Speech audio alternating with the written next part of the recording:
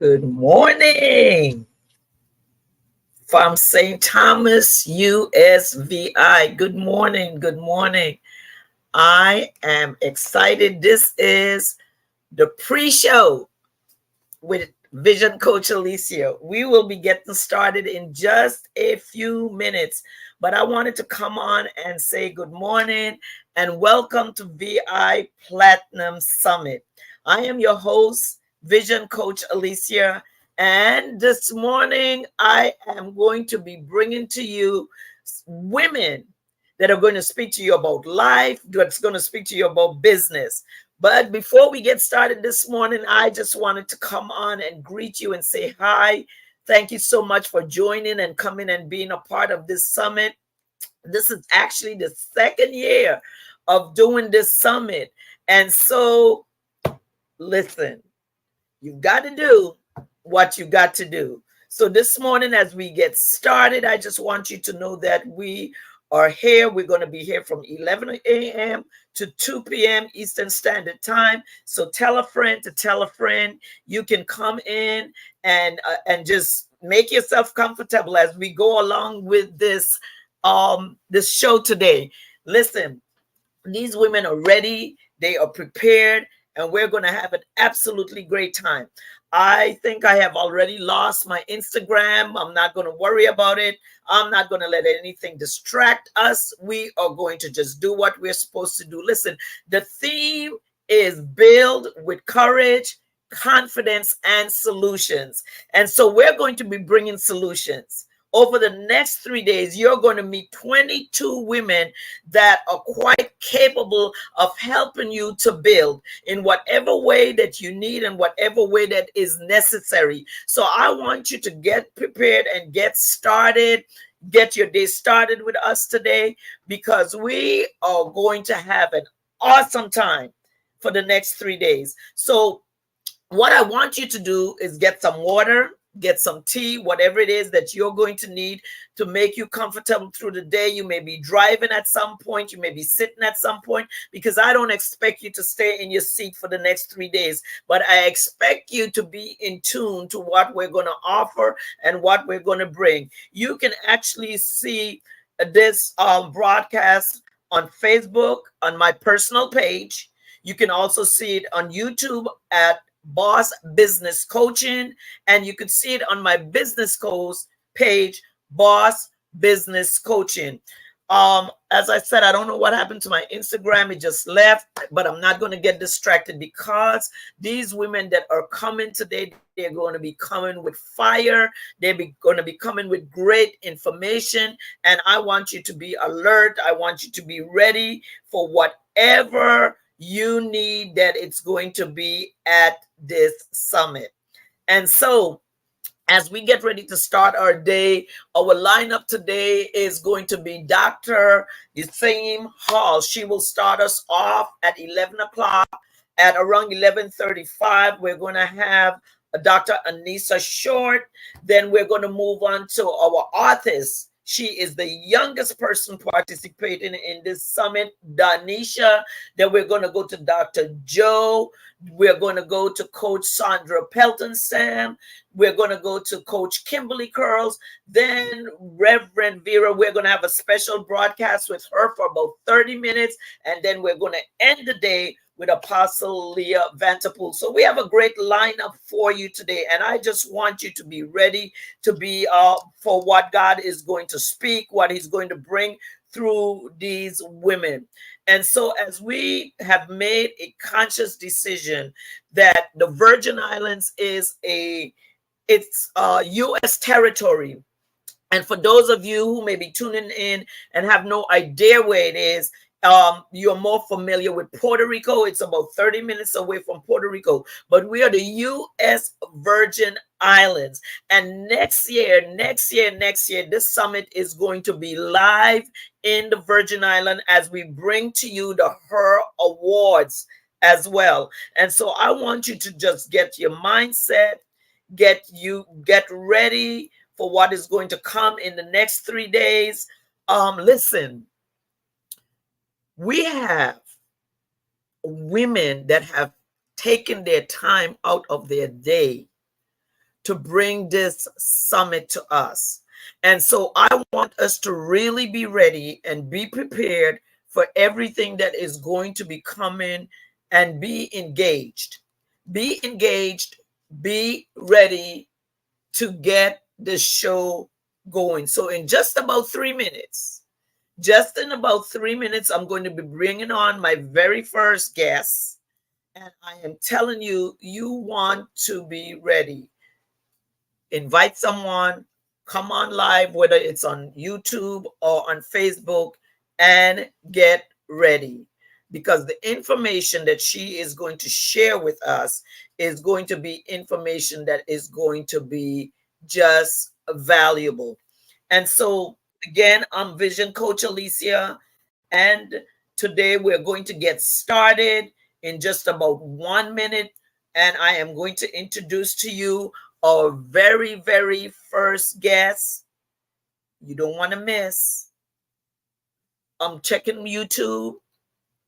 I'm checking to see if my Instagram is back up. It's not, because this information that we are getting ready to start this summit with, ooh, I am so excited. So, listen, this woman, I had been, you know how you kind of probably stalk someone? I think I stalked her. I stalked her for maybe about 4 or 5 months. I just kept following her around and seeing what she was doing. And I was so excited. And then when I found out that she was from the Virgin Islands, I turned up the stalking a little bit. And I am so excited because this is one of my own. And today I want to bring to you this amazing, awesome woman, entrepreneur, this awesome woman who have been doing this her own way for over 17 years. And so with no further ado, let me bring to the stage and say good morning to no other than Dr. And here she is. You see how hot. Good Hello. morning. How are you? I am well and highly favored. How are you? I am fantabulous, and I'm even better now that I see you on the stage. I want to say welcome to you. I know that this you are the kickoff person, and sometimes the kickoff person has to carry everything, but I know that you're quite capable of doing so.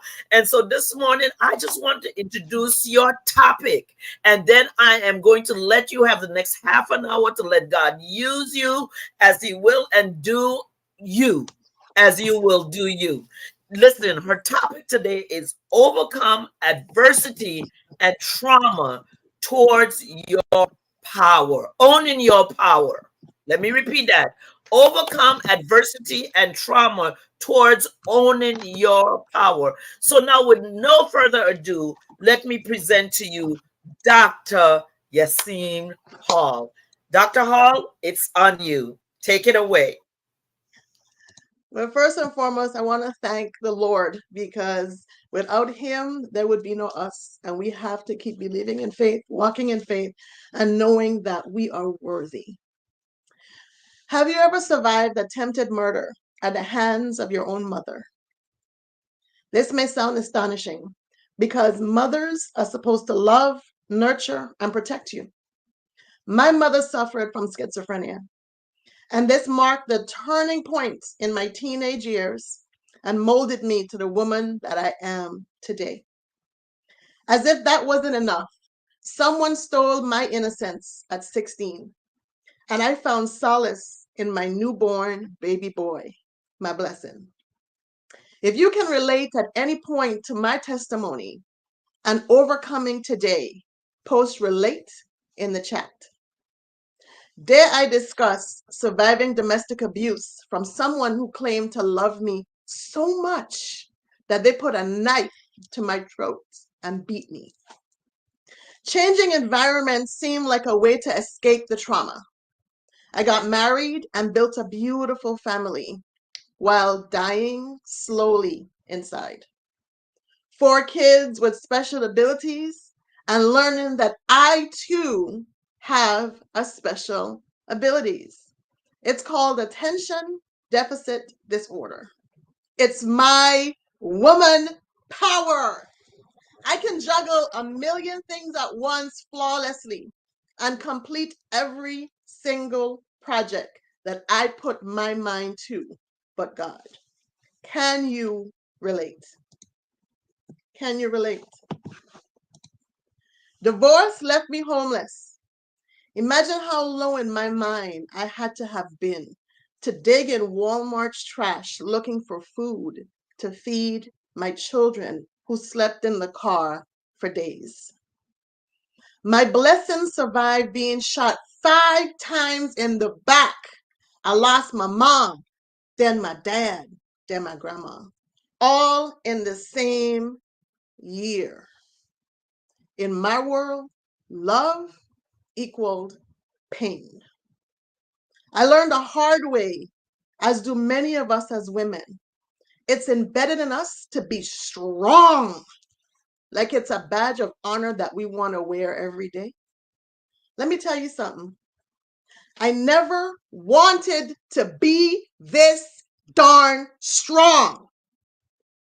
So strong that you're probably thinking, Lord, please, I don't want to be that damn strong. I get it. I get it. But can you relate? Women don't just run from trauma to trauma without hitting pause. Look at your reflection. Embrace and forgive yourself. Heal those emotional scars. Don't walk into more trauma like I did, dragging them from relationship to relationship, expecting a better outcome and pissed off because you're in the same situations, blaming men and the others that hurt you. Take accountability. This is self-love. I wish someone sat down and told me this. Instead, my role models told me, get over it, because they did. Even though their eyes showed me that they too need to follow their own bad advice. You know what I learned on this self journey towards the joy that I'm glistering in right now? All these years, I was attracting my own broken reflection unknowingly. As women, oh yeah, we put up that face. We appear to be put together as taught to us by our foremothers, all the while screaming for help inside. We begin to change for the worse, becoming easily agitated, feeling life is bleak, and lashing out at others, and on worse, lashing out at others on social media. But we stay in silence, in fear of judgment and ridicule, because that is normal. Our families notice the change in us, but guess what? They're helpless. As an adult, if I can't acknowledge that I need help, then the struggles of life makes healing unattainable. Pulitzer Prize winner Elizabeth Wilkinson said, and I quote, "You don't escape trauma by ignoring it. You escape trauma by confronting it."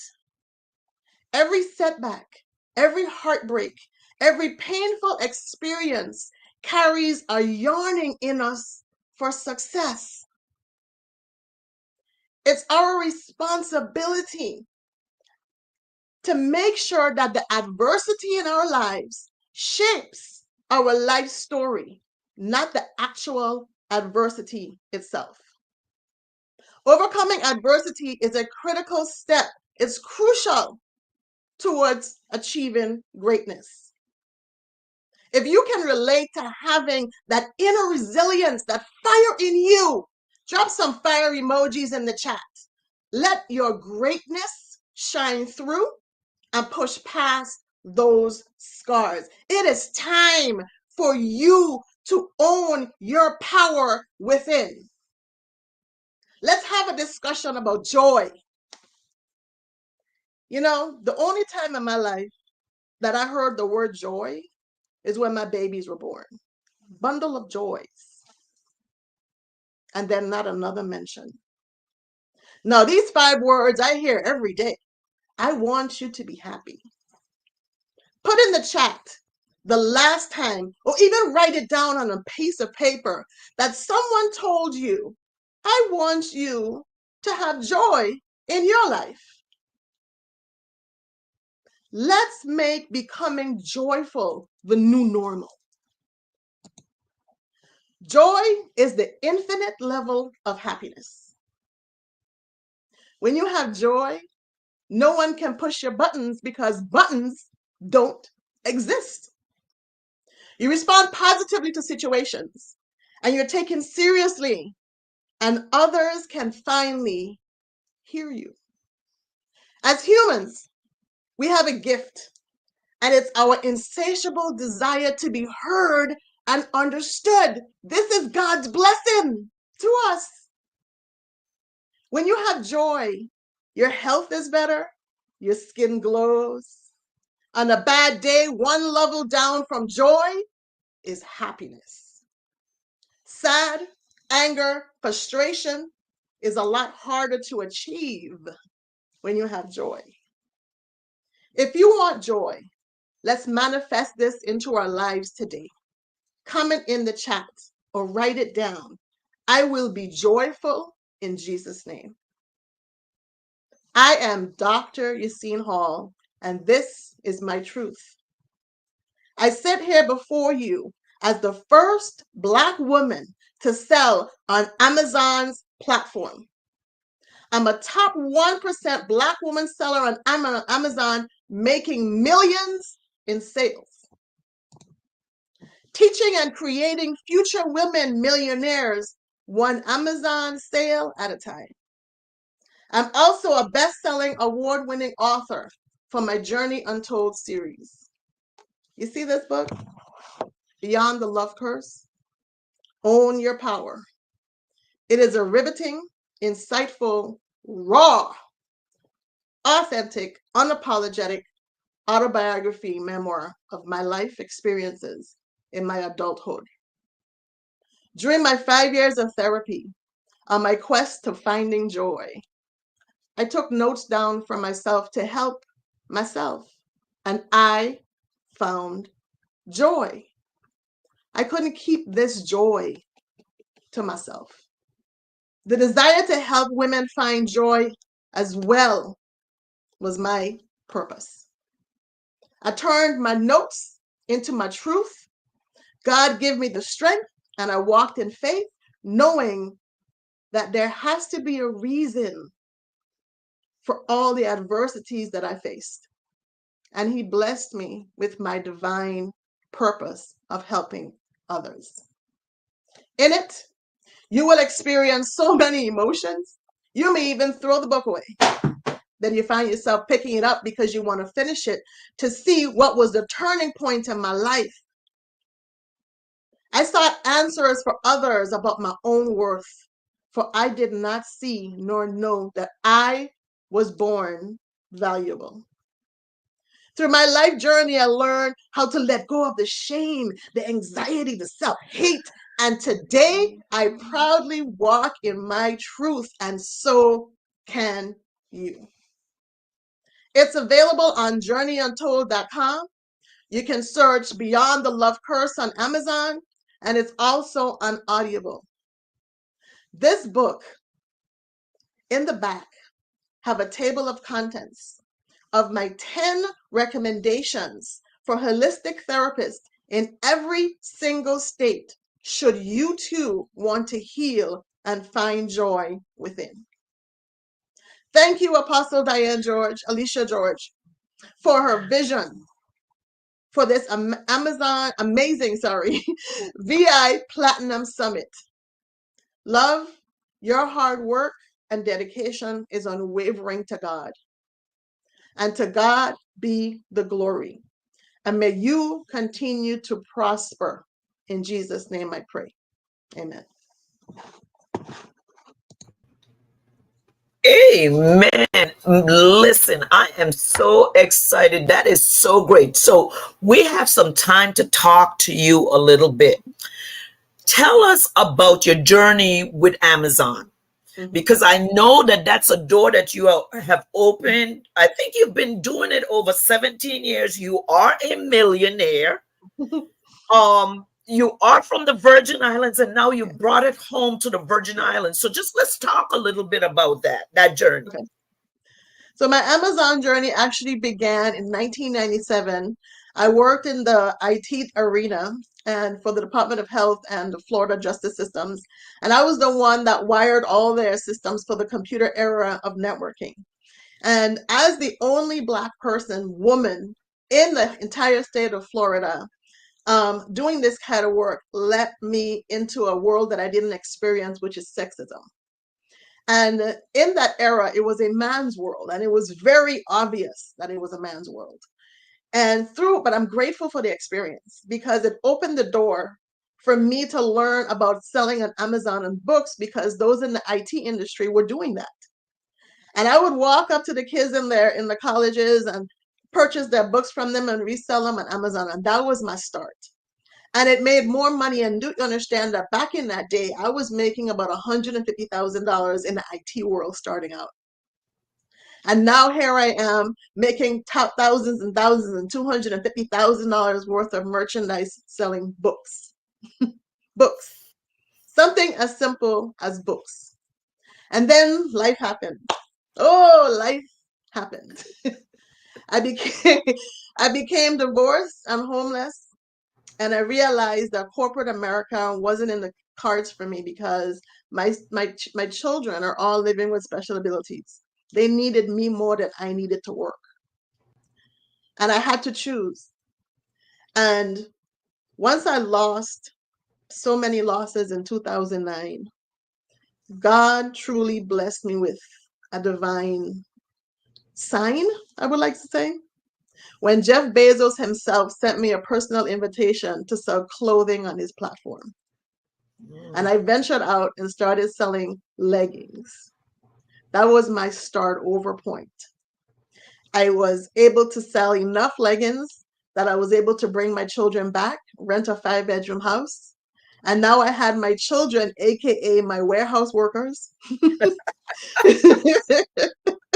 who are now helping me build an established business. And we Yes. started selling items from the Dollar Tree. Who knew that a Dollar Tree item would make me millions? Who My knew? goodness. Who All knew? by the grace of God. He knew. And it was just for me to follow. That's it. He led, and I needed to leap and follow. Wow. Who also knew that he would bless me with a daughter who was nonverbal up until the age of 14, living with autism. And when I was told by the psychiatrist and the therapist, oh, she'll never learn. You're going to have to take care of her for the rest of your life. She'll never speak. She'll never drive. I said, Mm. but God, I had another plan. My Come plan on. was these kids Come got to go. These they got to go do something with their lives because mama tired, right? But we put aside how we feel inside as parents, even though we want to say, you gotta go. You gotta do what you gotta do for your children to make sure. Because my biggest concern for her, what if I'm no longer here? on. Yes. Yes. How will she survive? My goodness. So I did what I thought was the best thing. And I gifted her her very own Amazon store. And I started to teach her in her own way how to make money on her own. And in 2 years, she was able to purchase her very first house, 5-bedroom, cash at 17 years old. Mm-mm-mm. When she signed her deed, it was in that moment I said, we need to help others. Because if it helped me and I was able to help her, God gave me a purpose of helping others. And for Yes. the past 10 years, we have been teaching women how to learn to earn the life they dream. And about 6 months ago or less, we finally launched Amazon USVI. And our first student, Nayamka, her items were just sent in. They're on UPS trucks right now. on the way Wow. to Amazon, and she is just a week away. God spare life, and God make sure Amazon do what they need to do, because it's Yes. in the Amazon God's hands right now. She's gonna make her first sale towards her future life as a future Yes. boss millionaire. Yes. Yes. And I love that. You have labeled this boss millionaires. And listen, I know personally that you have flown down here to the Virgin Islands a few times to Mm-hmm. make sure that this happens. And Yes. when I heard you say that you want to help the economic, hmm, Yes. of the Virgin Islands, that just floored me. And so everyone don't understand your journey, but because Mm-hmm. I stalked you enough, I understood when you were at Walmart eating out of a trash can. I Yes. understood when you were at the point where you said there's got to be a better life than this. Exactly. I Mm-hmm. understood that you said that God created me for purpose and more than what I am doing now. So, Amazon, tell someone that may be listening to you now Mm-hmm. that may want to become a part of this journey with you Mm-hmm. to Amazon and making their first $10,000, because that is your mindset. You set Yeah. the bar so high. You don't say, "Let me help you make your first $1,000." You said, No. "Let me help you make your first $10,000." So, Yes. what would you information would you like to leave with someone so that they can get in touch with you to be able to do exactly that? Well, they can go to thebossclass.com, or they can send me out a message. I do read all my messages. It is I on my Instagram DM. I'm only not on Twitter. I can't do the X thing. I don't know what's going on over there. I like to come when my people are, and they Yes, are here, yes, So they can message me in inbox. They can comment below. They can reach out to me at thebossclass.com. We are here to assist you. When you go to the website, we have a chat version, a chat box on the bottom. They can comment in the chat box. My team is readily available to answer their questions. If I want to speak directly to the woman that needs this, if I may. If you're in a position that life is beginning to seem hopeless, that you are to the point where the light is looking rather dim, or if you're in the position that the light is out and you just need help, it doesn't matter what your budget is. Start. Start. I started in the back of my Nissan Maxima, printing orders in the library, running from Dollar Tree to Dollar Tree, post office to post office, one sale at a time to rebuild my life. You yes, can too. It is not yes, a marathon to the 10,000. We have students that do it in 7 days with bigger budgets. We have students that do it in 30 days with bigger budgets. We have students who took a year. It's not how much you can make. This is yours. You're only allowed to have one Amazon store in your lifetime. And that tells you the amount of magnitude of pride Amazon have in themselves. If they only allow you to own one store, you got one shot to get it right. Learn from someone who has taken the risk for you, have been through the turmoil for you, have been through the same adversities that you have been and overcame, and let me guide you to a better tomorrow, the day after, the day after, and the day after that.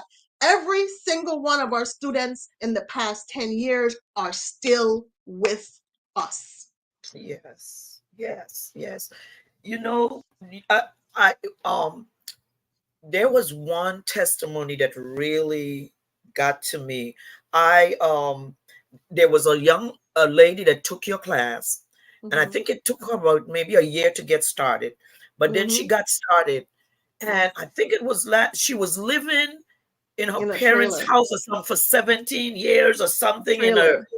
Mm-hmm. A Yes. trailer Oh, home. Mm-hmm. her Yes. story just gave me goosebumps when she moved into her own house, all Yes. because of Dollar Tree. See, Yes. people don't, And Amazon and the boss class. Yes. and the boss has and Yes. the power, but the Yes. power of leadership. Yes. And that's what I saw in you, the power of leadership. And and I kept hearing in my mindset, no woman left behind. Behind. If None. I can come from eating out of a garbage can at Walmart and I can do what I am doing for me, I cannot be selfish. I am going to do it for others. So I am just so blessed to know you. And I have stopped stalking you. I'm one of the slow ones because of a situation, but I know the power of what you're doing. Overcome adversity and trauma towards owning your power. Listen, Dr. Yasim, the boss class, it's called, correct? Yes. Thebossclass.com. .com. The boss class.com. Make sure that you look her up. She said, if you are tired of where you are and doing what you're doing and making no headway, let her help you. That's what the summit is all about, sharing information to help you create a better life Yes. and a better business. So, Yes. what would you like to say as we end your segment today, Dr. Hall? I want to say stay tuned for more amazing speakers that are going to move you, empower you, inspire you, and make today the day that you jump, leap, and find that joy within. Amen. Thank you so very much for being here with us. I totally appreciate and love you, and I will be speaking to you personally very soon. God bless you. God bless you too.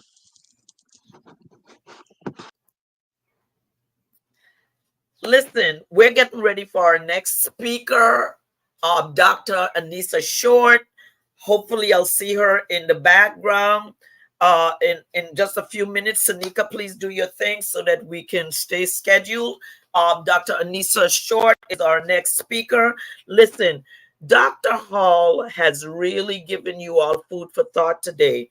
And when you see a Black woman who is doing something, we have to learn that it didn't come easy. She is a millionaire. So it is possible for whatever we do that we are able to become all that God has called us to be. And listen, there is no kidding around with the women that I am bringing to you all in the next few days. I have personally spoken to most of these women and I know what they are coming with. And so I am going to introduce our next speaker, and her name is Dr. Anissa Short. Let me bring her to the stage with me, and here she is. How are you this morning? Hi, Coach Alicia. I'm doing very well. How are you? I am fabulous. Thank you for joining us today. You are next up, and her topic today is 7 keys to success in business and life. 7 keys to success in business and life. Dr. Short, take it away. Thank you so much, Coach Alicia. I so appreciate this opportunity.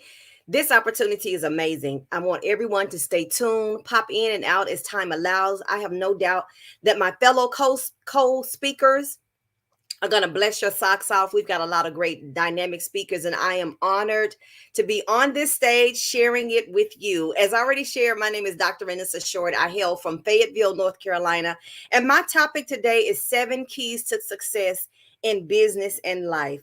Now, there is a lot to be shared about this topic, but time won't allow. But I will tell you this. It's important that you understand when I say a key, what I'm referring to. A key is something that affords you access, and it also affords you opportunity. I could tell you, You could drive my car anytime you please. I've submitted to you an opportunity to drive, but until I give you the actual keys, you don't have access to the car. So when we talk about 7 keys, I'm talking about I'm referring to those things that would afford you access and opportunity. When I refer to success, I want you to define what success is for you. Don't get caught up in all the superficial things, the nice cars and the nice shoes and clothes, although that is nice. Don't get caught up in that. I want you to think about what level of success you want to create in your life. For one woman, it might be saving up 6 months worth of household bills and expenses so she has an emergency fund. She will have attained the level of success she desires when that happens. For someone else, it may be becoming debt free. Another person, it might be improved health, peace in their home. Success is relative to the person, and every level offers an opportunity for another opportunity for another opportunity. It doesn't stop. As long as you have life and breath in your body, you have opportunity to create success. So before I go into the full gamut of what I want to share, I want to go ahead and give you 7 keys right now, just in case. Now, the 7 keys I'm referring to are tied to a story, but they are also the 7 keys to success in business and life is a book that I've written, and I'm going to submit to you an opportunity to order the book if you so desire. The second edition of it will be out soon, so it goes into more detail, the book itself. But in the meantime, let's talk about what these 7 keys are, and I'm going to give them to you in the form of a question. Okay, so key number 1: whose voice are you listening to? Who do you allow to speak into your life? Key number 2: what is your perspective, your mindset? From which lens are you seeing your life? Are you maintaining the right perspective? That's key number 2. Key number 3: are you willing to embrace risk? That's a very significant question. You got to get outside of your comfort zone. Question number 4: have you assumed personal responsibility for where you are now and for where you desire to be? That's question number 4. Question number 5: are you willing to follow the path? Are you willing to follow the path? Number 6: are you expecting the supernatural? There's always an element of the supernatural waiting to be there to work on your behalf. Number 7, the last key is, are you thinking legacy? In your decisions to create success in business and in life, are you thinking of or taking into consideration your legacy? Now, when this topic was given to me several years ago, probably almost 20 years ago, I was in a very dark place in my life. I had just made a transition from working for the government to embracing entrepreneurship. And as those of you who know who are in entrepreneurship, we have our mountaintop experiences and we have our valley experiences. I was in the midst of a valley experience and I was asking God questions, not that I doubted the decision I made, but I wanted to know what next. Give me direction, give me guidance. I need clarity. And for me as a believer, I choose to embrace the word of God for the answers that I need. And this is what he gave me. Now listen to this carefully, because I'm going to read a story to you that many of you may already be familiar with. Well, you know what? I'm not going to even read it. I'm just going to tell you what the story is. For those of you who share my faith, you know about the story with Elisha and the widow with the oil. Okay. The story in and of itself goes a little something like this. The widow found herself, husband is deceased. They have lots of debt. And in this season and time, women didn't make decisions. They were not considered authority figures in the community. Everything happened because of the man in the life. And in her situation, since her husband now was deceased, she was going to depend greatly on her sons. But guess what? Because the husband left a lot of debt, the creditors were now going to place her sons in an enslaved position to pay the debt off. What that would mean, my friend, is this. If she doesn't have a husband and she doesn't have sons to take care of her, she would be somewhat of a ward of the state. not a factor, not a citizen, no rights. She would be extremely poor and be dependent on others. Now, she was a high ranking woman in the community because of her connection to her spouse. He served Elisha. So now she finds herself in a destitute situation. Have you ever found yourself in a destitute situation? Creditors, situations with your children, situations with your marriage, situations with your health? If so, who do you talk to in those times? Do you reach up or do you talk to the people that are in the same level, in the same space, where you all just share horror stories? This is not the time to talk about someone else's or to hear about someone else's horror stories. You got to know who to listen to, because who you allow to speak into your life can help control your destiny. She had the wisdom and the foresight. She says, I'm going to talk to my husband's. Can I paraphrase the story? I'm going to talk to my husband's boss. He's a high ranking official. He's well known in the community. My husband served him well. This case is a mess. I need some help. Who are you listening to? Who are you talking to? Remember, key number one, she went to Elisha. Elisha asked her a question and said, what do you have in your house? Now, I guess he could have raised an offering. He could have reached out to all the other dignitaries in the community and pulled some funds together to pay this debt off, but he didn't do that. He asked her a question. He says, what do you have in your house? Her response was, I got a little bit of oil. I don't know what a little bit. I don't know if it was massage oil. I don't know if it was cooking oil, but whatever type of oil she had, it was just a little bit. That's what she said, right? I don't have anything. I just got a little bit of something. So what are you discounting? Her perspective was not quite in the right place. The fact that she made reference to the oil gave it significance, but she said, all I have is a little oil. What gift and talents has God given you that you're not using to its full capacity? Maybe you've embraced a direct sales opportunity. Maybe you're a seamstress. Maybe you're an outstanding caterer or cook, and you think of it as just this little thing that I do. Are you maintaining the right perspective? She said she had a little bit of oil. He didn't listen to her. What he told her to do next was phenomenal. You've got to talk to the right person. You got to maintain the right perspective. Okay. He challenged her to embrace risk. And what do I mean by that?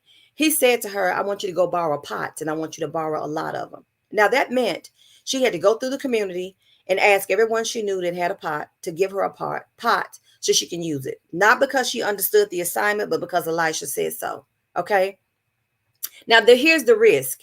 Every time she went to a door or to a home to ask for a pot, I'm sure a question, why do you need a pot? What's going on? So she would have to regurgitate, she would have to repeat, she would have to revisit the destitute situation she was in, right? Sometimes people understand your plight. Some will say yes, some will say no. Some just want to know the details so they can tell someone else. Maybe you want to keep it private. Maybe you don't want everyone to know. When you're willing to put your dirty laundry or to share your situation with others, there's a level of risk that come with that. But she didn't. She obviously didn't worry about that, right? Because she followed the instructions. So she went out. She embraced the risk and she borrowed as many pots and she could obviously borrow, not because she understood why or truly understood the assignment, but because Elisha said so. He told her to go borrow as many pots and then get back into your house. Shut the door behind you, you and your sons. And I want you to pour olive oil. Maybe it was olive oil, massage olive oil. Maybe it was cooking oil. We've already established we really don't know. So we're just going to say olive oil. I want you to pour from your flask into the jars. You don't want to fill each one and set it aside. Those were the instructions. Listen to this. She said to her, go into your house, you and your sons, shut the door behind you, pour the oil from the flask, filling the jars, setting them aside. Those were the specific responsibilities. She didn't say, well, aren't you going to do something? She didn't recruit everyone else in the neighborhood. She said, you know what? This is a matter that's with our family. Me and the boys are going to make it happen.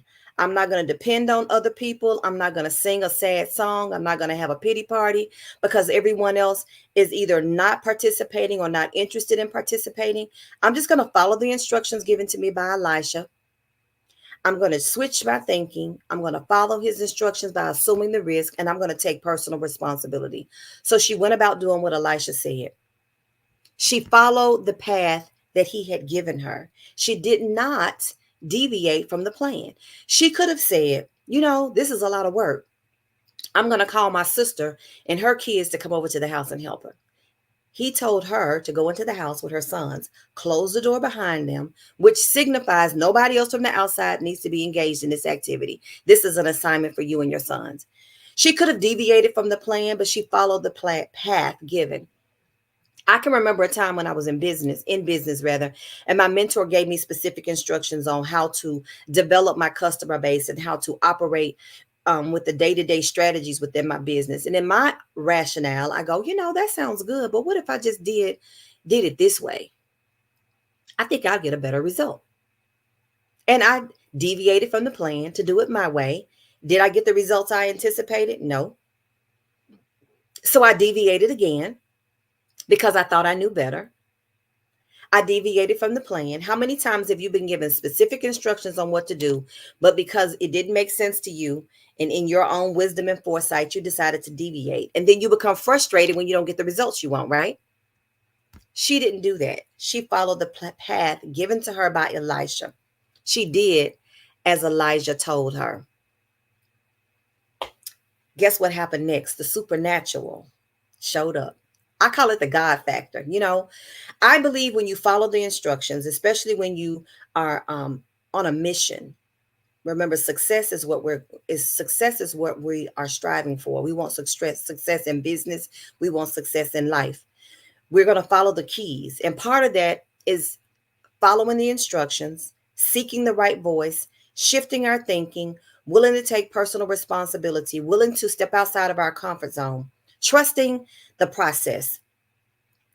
When she followed the instructions as given, her sons kept bringing her jars to her. She filled one, they set it to the side, and it continued and it continued. Can you imagine the impact seeing this had on the boys? Mama started off with a flask.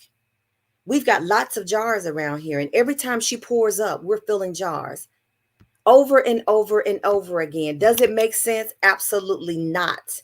But that's what the supernatural does. God puts the super on our natural. When we're willing to be obedient, he steps in on our behalf. They did this until there were no more jars. And as soon as there were no more jars, guess what happened? The oil stopped. She went to Elisha. She told him what happened. He says, now go sell what you have, pay off your debts, and you and your sons can live on what's left over. Listen to this. She went to Elisha because she had a need. She needed to accomplish a certain thing. She needed to see success in this one area. That one area was basically paying off the debt so her sons wouldn't be enslaved. That's all she looked for. That's the answer she needed. That was the success she needed in her life, right? But because she listened to the right voice, she assumed personal responsibility. She shifted her thinking. She followed the plan. She stepped outside of her comfort zone. The supernatural showed up on her behalf. And not only was she successful in paying off her debt to keep her boys from being enslaved, she had enough money to live off the rest herself as well as her sons. That is the part on legacy. When you embrace these 7 keys to success, my friend, and there are many other keys, but for the sake of this story, God gave me 7 to share with you. He gave me 7 to share in my book. This story alone tells me that the right voice is important. Listening to the right voice is important.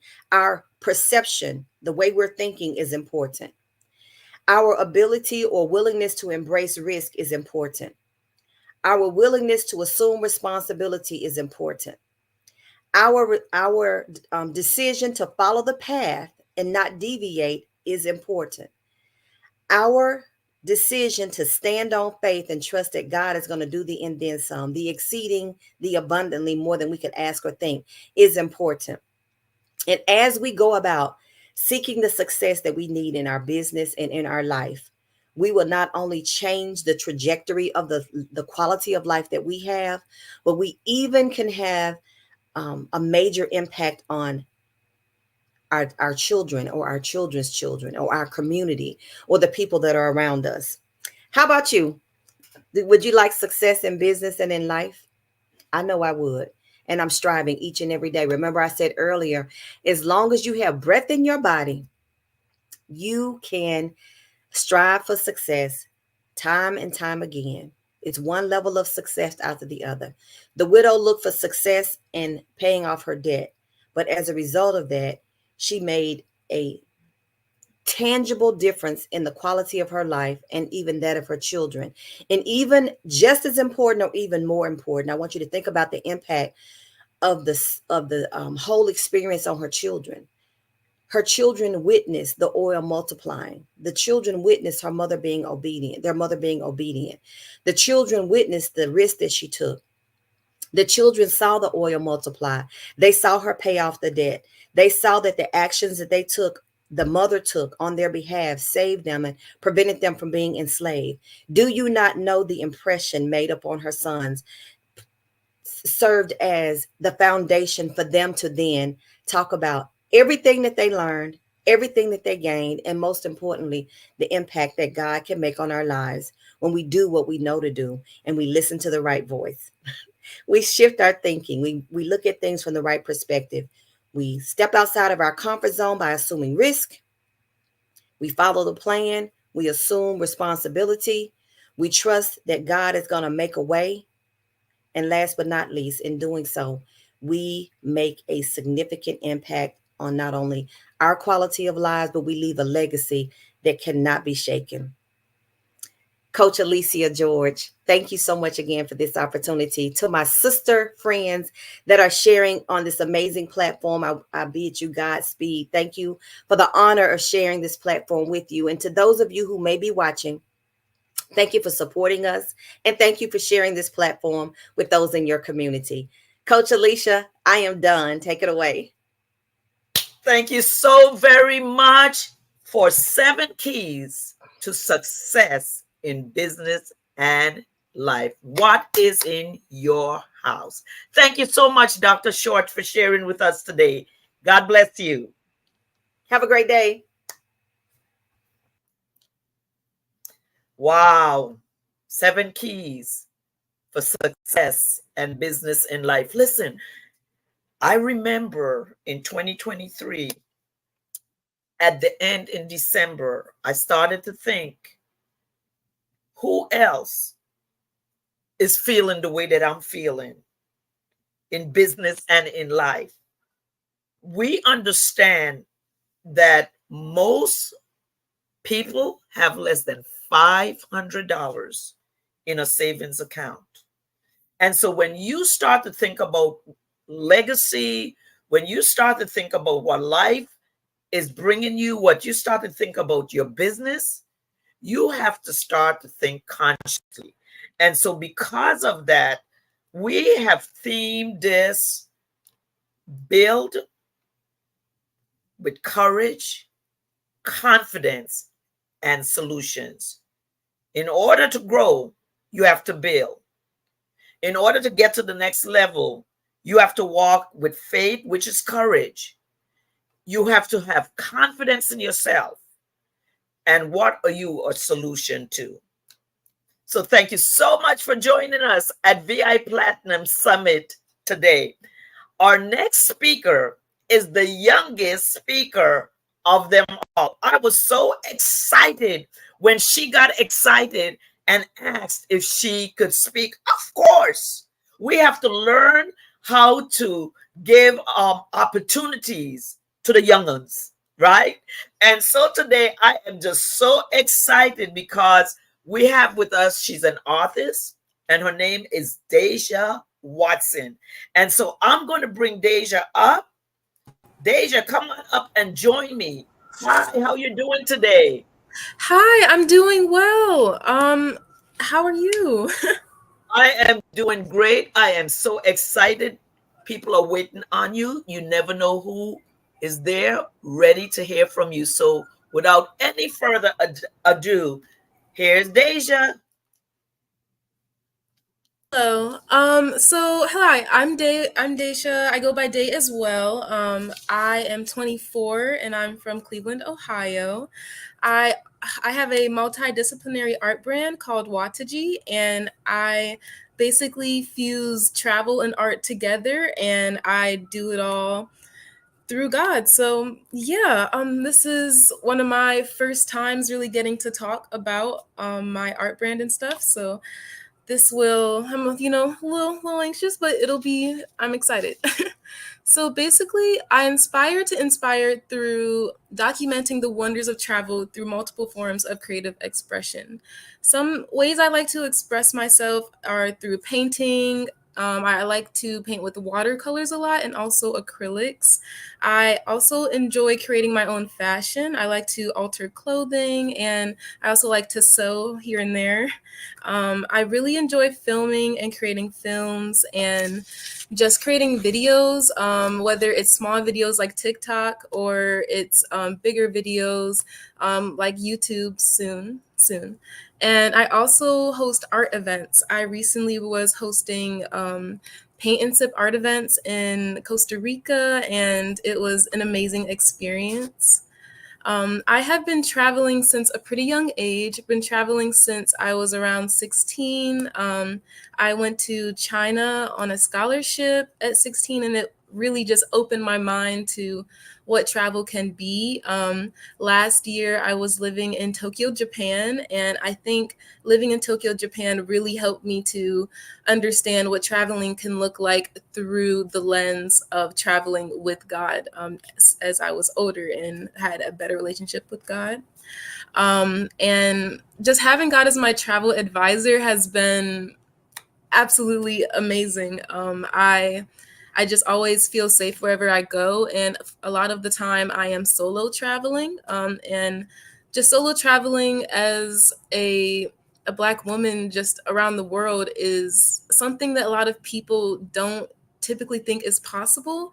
And one of my goals is really to show people that it is more than possible. If anything, it is just so mind opening and rewarding, and especially when you don't really have to worry about all the small things because you know that God's got you. And yeah, it's just it feels like I've learned a secret to life that I have to spread around. So I have also just I'm trying to think. I have also recently just traveled to Costa Rica, as I mentioned as well. And when I was there, it also was a very different, how do I explain it? A very different way of seeing this balance of God and art and travel all mixed together. I was living in the jungle in a open air bungalow for about 3 months. I was on a mountain in a fruit farm, and it was an incredible experience.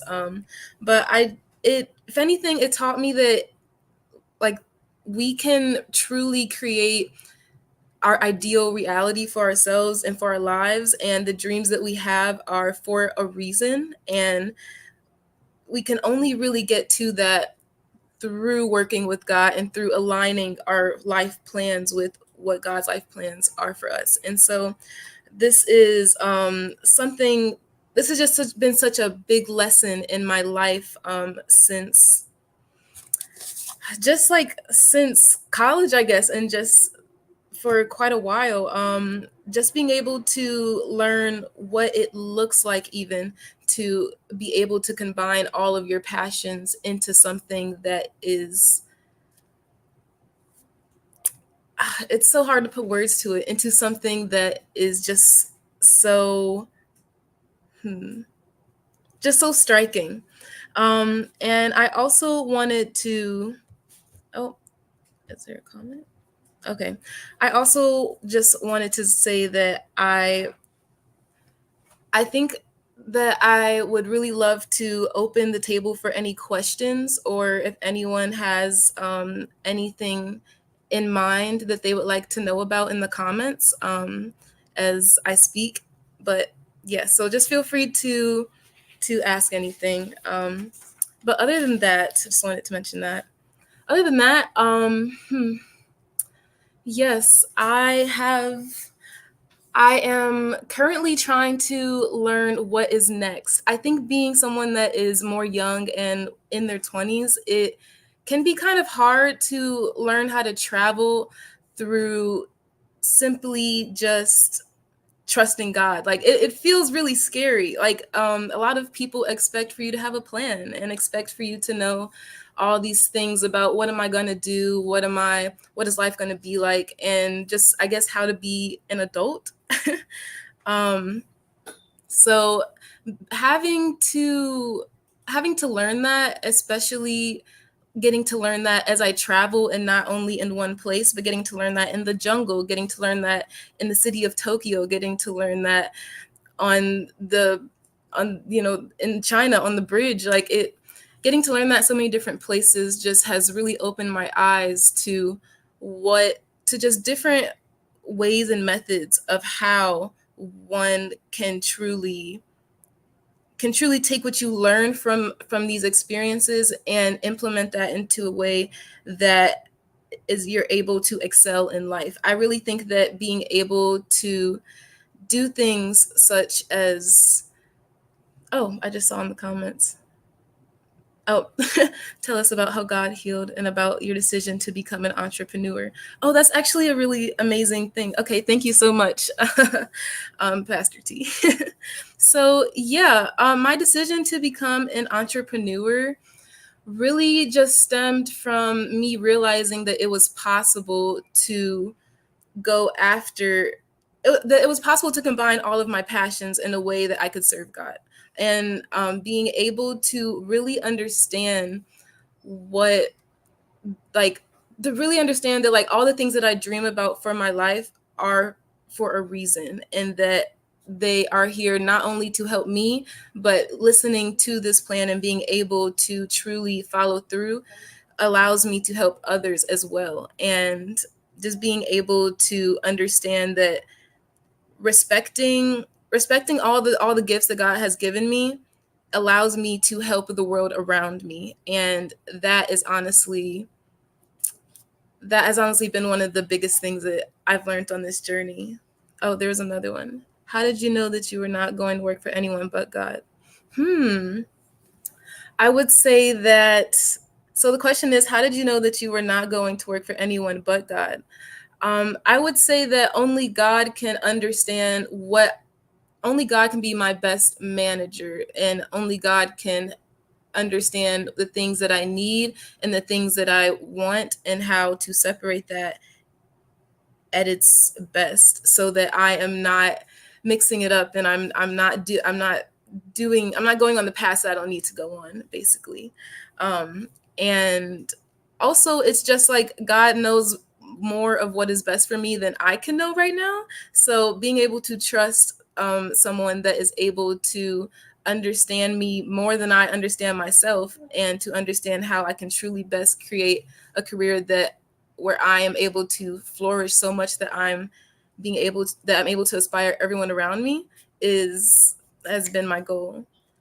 Tell us how your experience was with other cultures. Oh, yes, I have been around a lot of different cultures, and I would say that that's such an expansive question. I would say so many cultures are so different, but we all reflect similar things in each other. We all reflect a love for the nature. We all reflect a love for children, for things that are beautiful and innocent. We all share certain things, but we are also all very, very different and express it in different ways. But we all just reflect each other. How do you not let fear stop you from doing what is in your heart? I love this question. I think this has been one of the biggest missions of my travel journeys, is just learning how fear shows up for me, and so that I can stop it, and so that I can recognize it and learn what I need to do in order to get past it. Fear is one of the trickiest parts of being able to combine all of your passions into something that you love, because fear works as all these little things and whispers and sounds that you think are much bigger than they actually are. But yes, I would say most recently when I was in Costa Rica, I was learning how to overcome fear by overcoming the Costa Rican bugs. It was a very crazy experience. But if anything, it really taught me that fear is really so little, like a bug, but our minds just intensify it, or the things around us just intensify it. And probably one of the last questions, give examples how you had to trust God in a situation while traveling.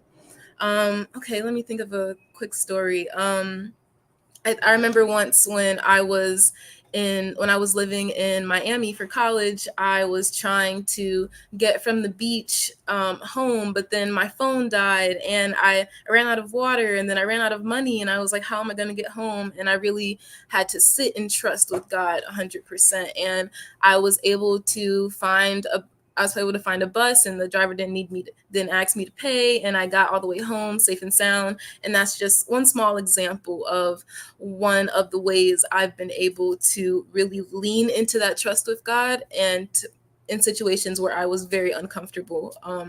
But yes, and so to end it all off, my business is called Wataji. It is spelled WATAJII. And you can also go to wataji.com. That is my website, and you can find everything there. I am on Instagram as well. And yes, it has been a pleasure being able to talk with you all today, and I hope that you all have a beautiful rest of your day. Deja, 24 years old entrepreneur. Thank you so very much. I do have a question. You have seemed to travel to some really exotic places. How were you able to financially do all of that? I will say that there has been a lot of different situations I've been in. I used to have, when I was back in college, I had a job to help with those things, but truly I have had to rely on God. Money has been able Wow. to flow to me only because I have been listening to God's instructions. I haven't had a job for a little bit, but I have been able to continue to travel, and I am now in New York City. So everything has truly just been God's favor. Wow. Well, listen, let me tell you something. I am extremely proud of you, first for saying yes to come on the show with us today. And really and truly, I did not know what to expect from you, but I am glad that I said yes to you. Keep on doing what you're doing, because you're going to inspire younger ones to say yes, that they can do this. And so thank you so very much for being our guest today.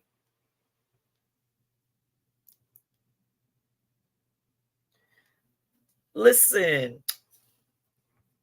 again, our theme is to build with courage, confidence, and solutions. And so we're coming to you with life and business conversations so that you can actually understand that if you're going to live your life and have a business, that you have to learn how to balance them.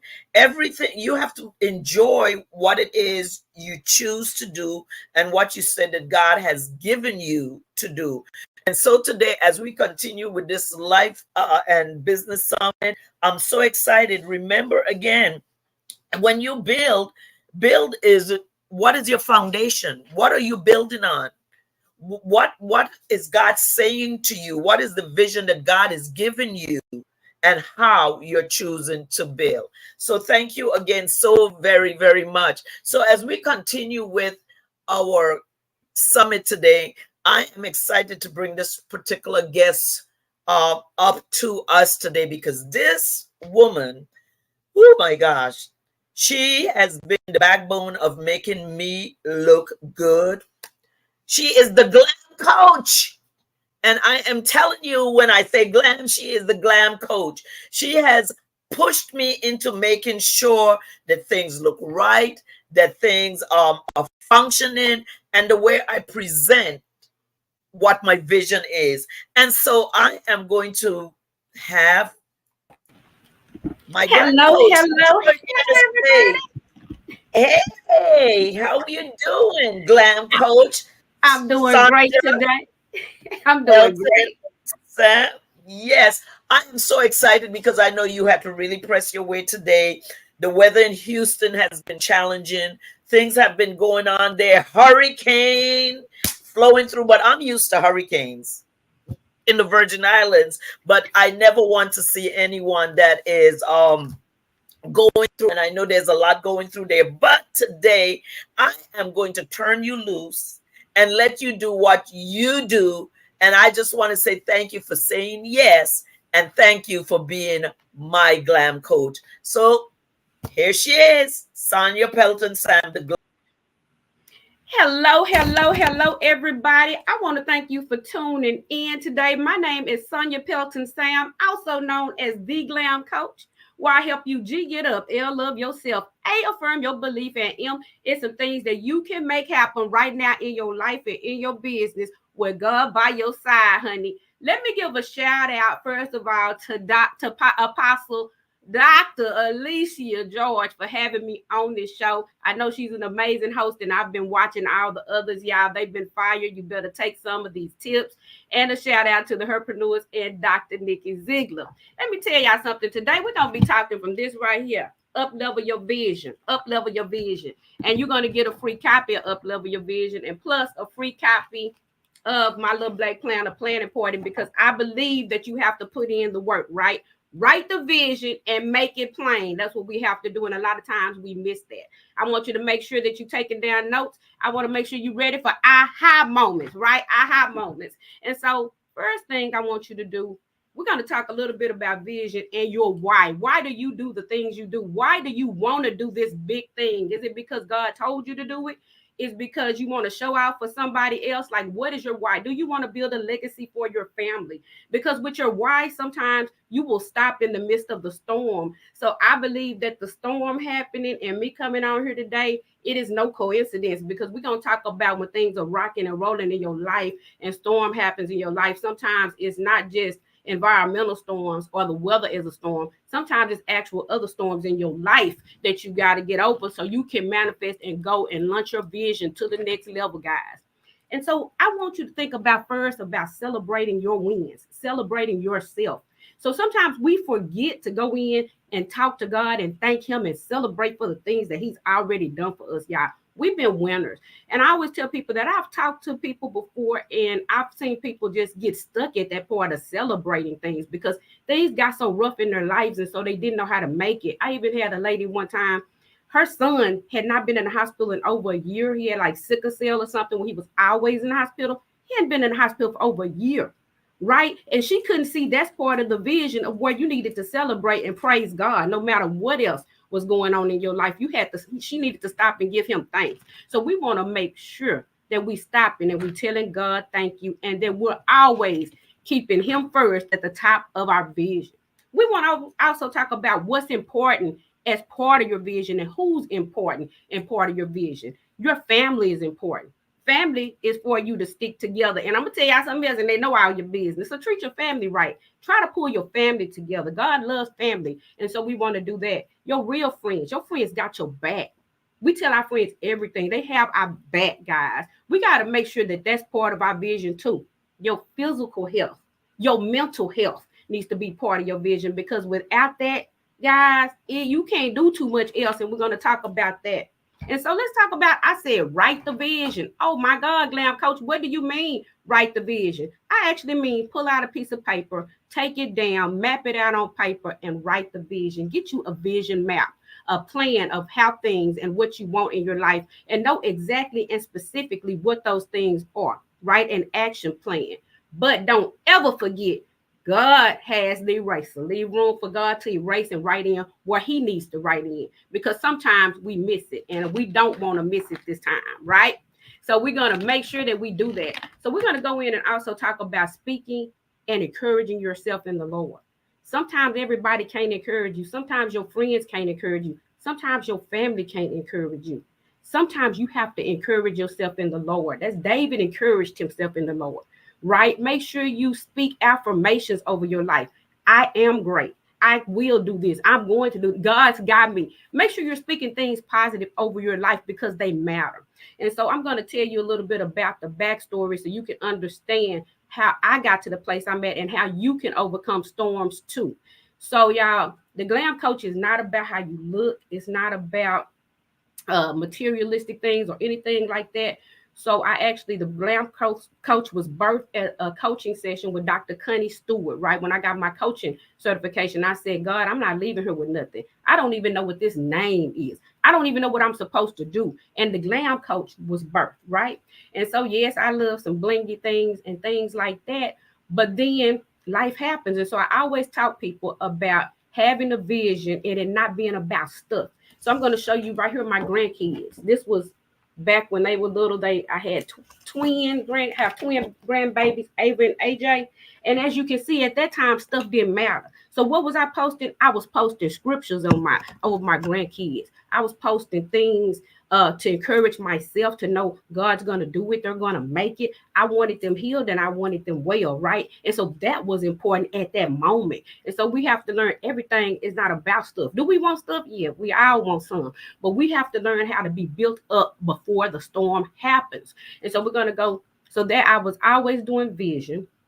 I was always writing it, right? I had things on my board. Yes, I did. But I was built up here. I was built up on the inside of me for when the storm happened. And so then I caught cancer. I had cancer 4 years ago. And so I had to take chemo. I had to take radiation. I had to do surgery, do chemo again. And so during that time, my nails turned black, my hair fell out, y'all. Didn't have real eyebrows, but I did have a little tattoo. But I didn't have my lashes and things like that. And people wanted to know, like, glam coach, how you gonna show up? How you gonna show up now? Because I had told people it's not about the stuff. It's about you being built up on the inside, right? It's about when things come, can you handle it? Because if God gives you a lot of money, we know celebrities with a lot of money. Michael Jackson had a lot of money, right? Kate Spade killed herself in the midst of one of the biggest $1 billion deals of her life. So if money was the end all, be all, we would see people happy. We see more people depressed with it. Why? Because you got to have God. God got to be at the head. God got to be at the center of the wheel, right? And so we have to make sure that we are built up for the storm.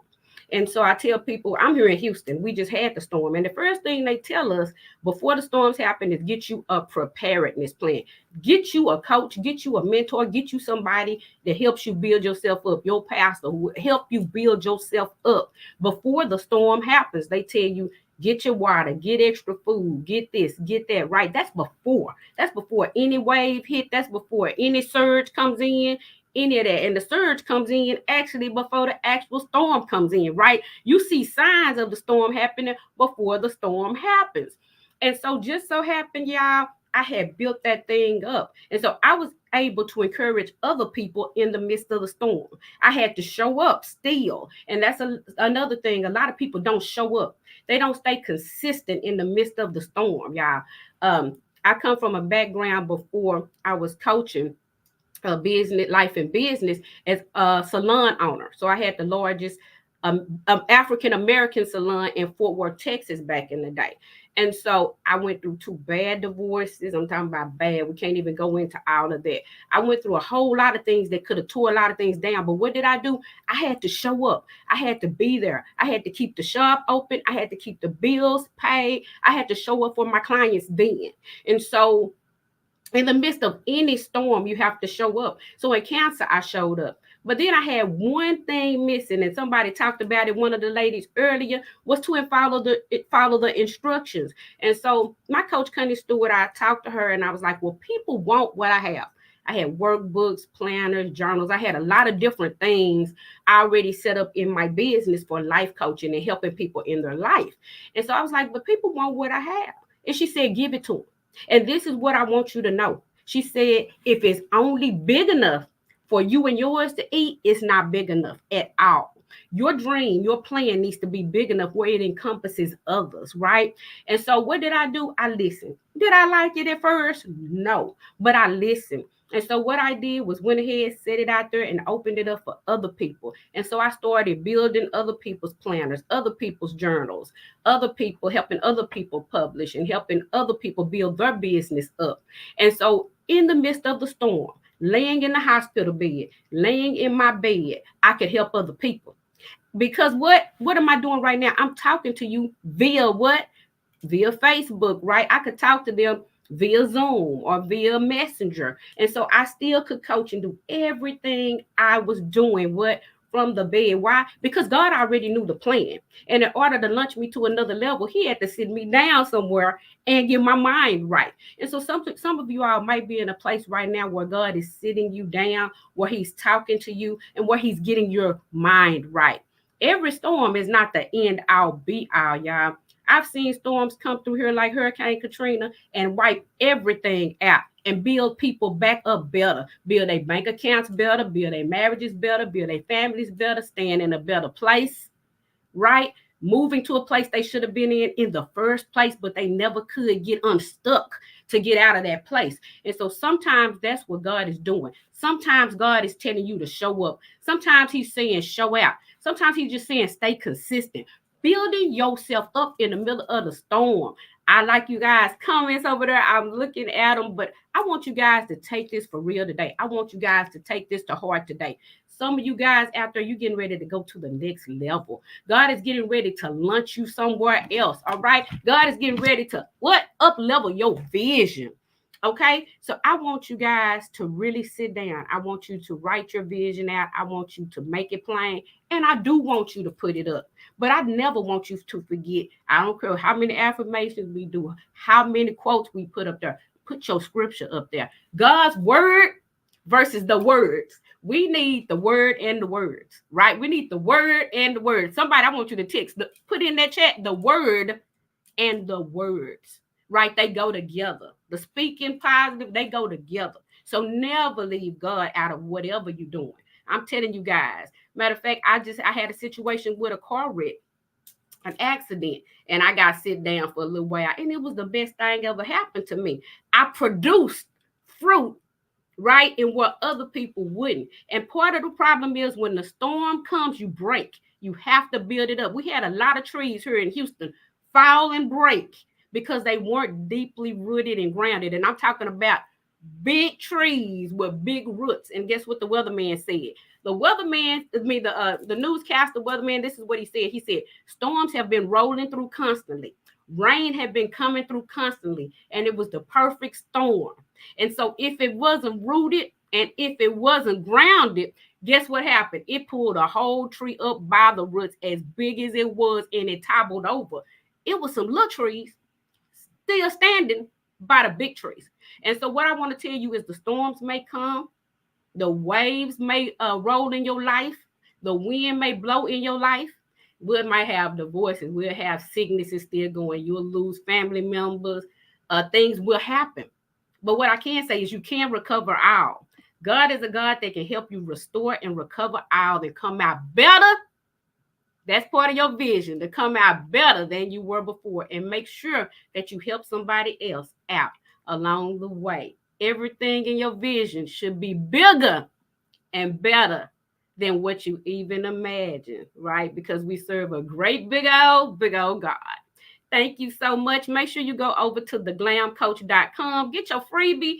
I think Apostle Alicia is going to drop you guys a freebie over here too. We have the other freebie, Up Level Your Vision. But if you go over and you go to the website and you get this freebie, I'll make sure to send out an email blast that has this freebie in there too. Launch your vision to the next level. Up Level Your Vision now. Let's just chat for a minute before you leave this platform. You said a whole lot. Oh, you're the Glam Coach. What are some of the products that you help people in business to produce that will help them to take their businesses to another level? Now, this right here is Dr. Nikki Ziegler. I think it's one of her first ones, the Ultimate Herpreneur Branding Planner. She has a brand new one out, but y'all check out. I don't know if you guys can see the inside. Totally yes. Beautiful. This is Dr. Connie Stewart that we did hers morning. I don't know if I can see it. Okay. The light is awesome. Morning be good. Yes. Yes. We have the actual My Little Black Planner. Y'all, it's got a red bottom vision sheet up in here. Like this boy is bad.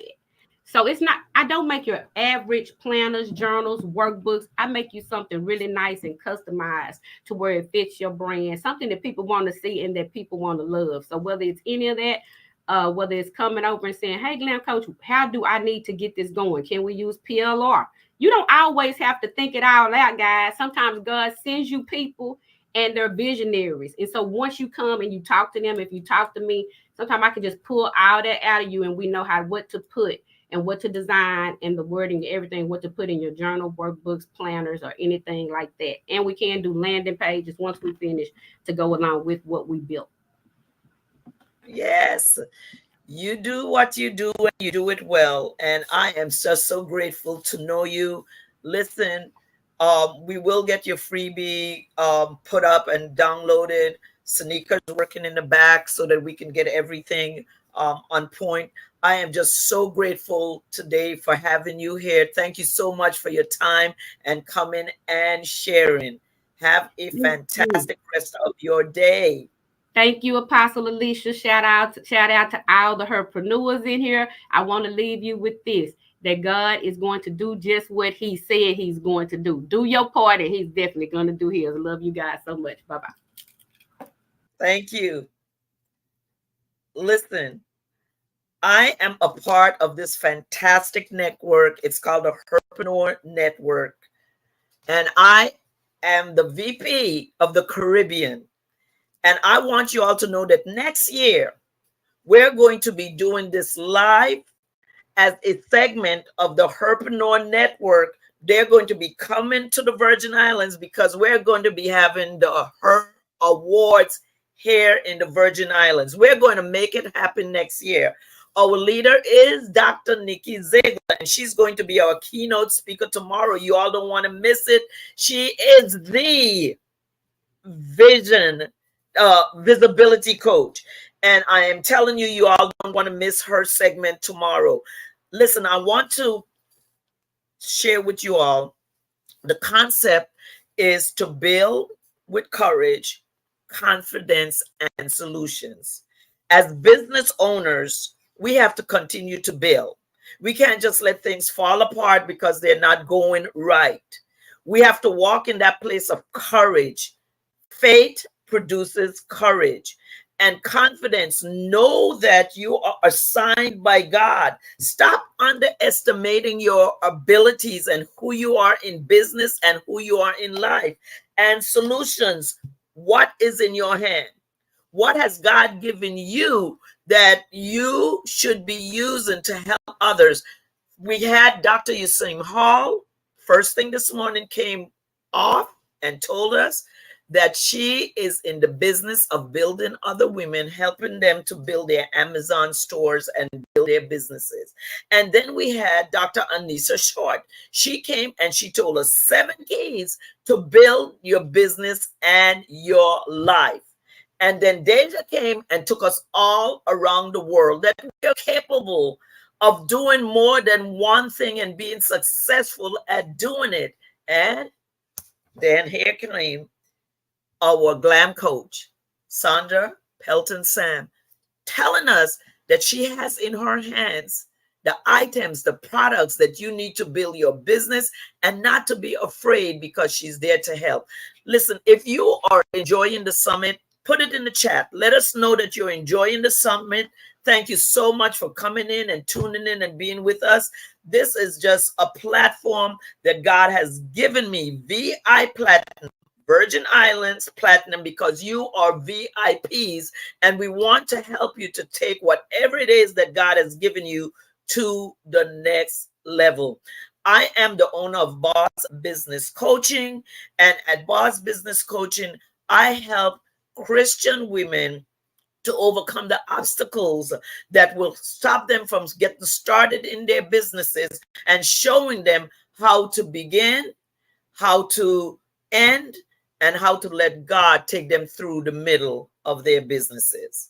So as we keep moving forward, I just want to look in the comments for a quick section, a minute. Yes, thank you. We see that we have dropped your link in there. Thank you so much. Thank you, Dr. Joe, for tuning in today. Dr. Josephine Harris.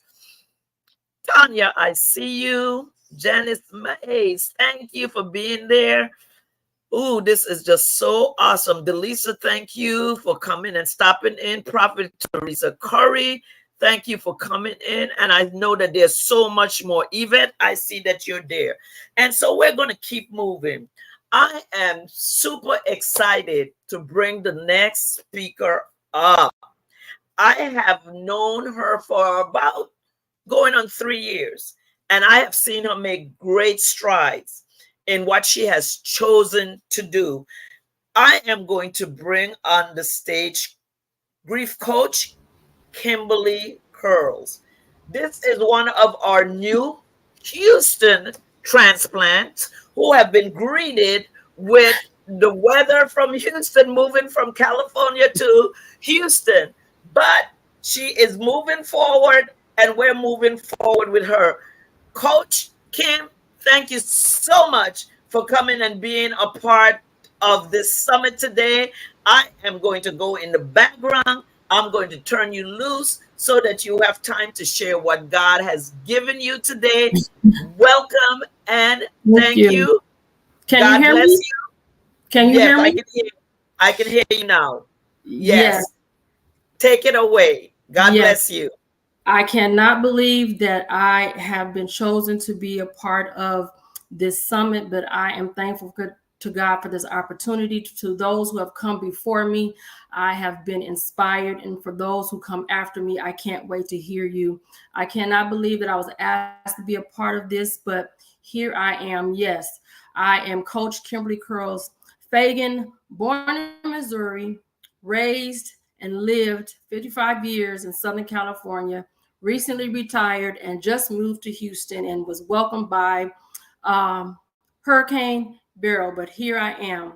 I am Coach Kimberly Curls Fagan, and I first of all ask that you accept my apologies if you see me looking off to the side. The device that I had to use for my notes is not working, so I had to do something else. But I am the coach for Life Care Consulting Services, and I am pleased and honored to be a part of this awesome summit to empower people all over the world. As a life care coach, my services, they include patient care, resources and services, caregiver support, pre-need planning, end of life care and services, and grief coaching.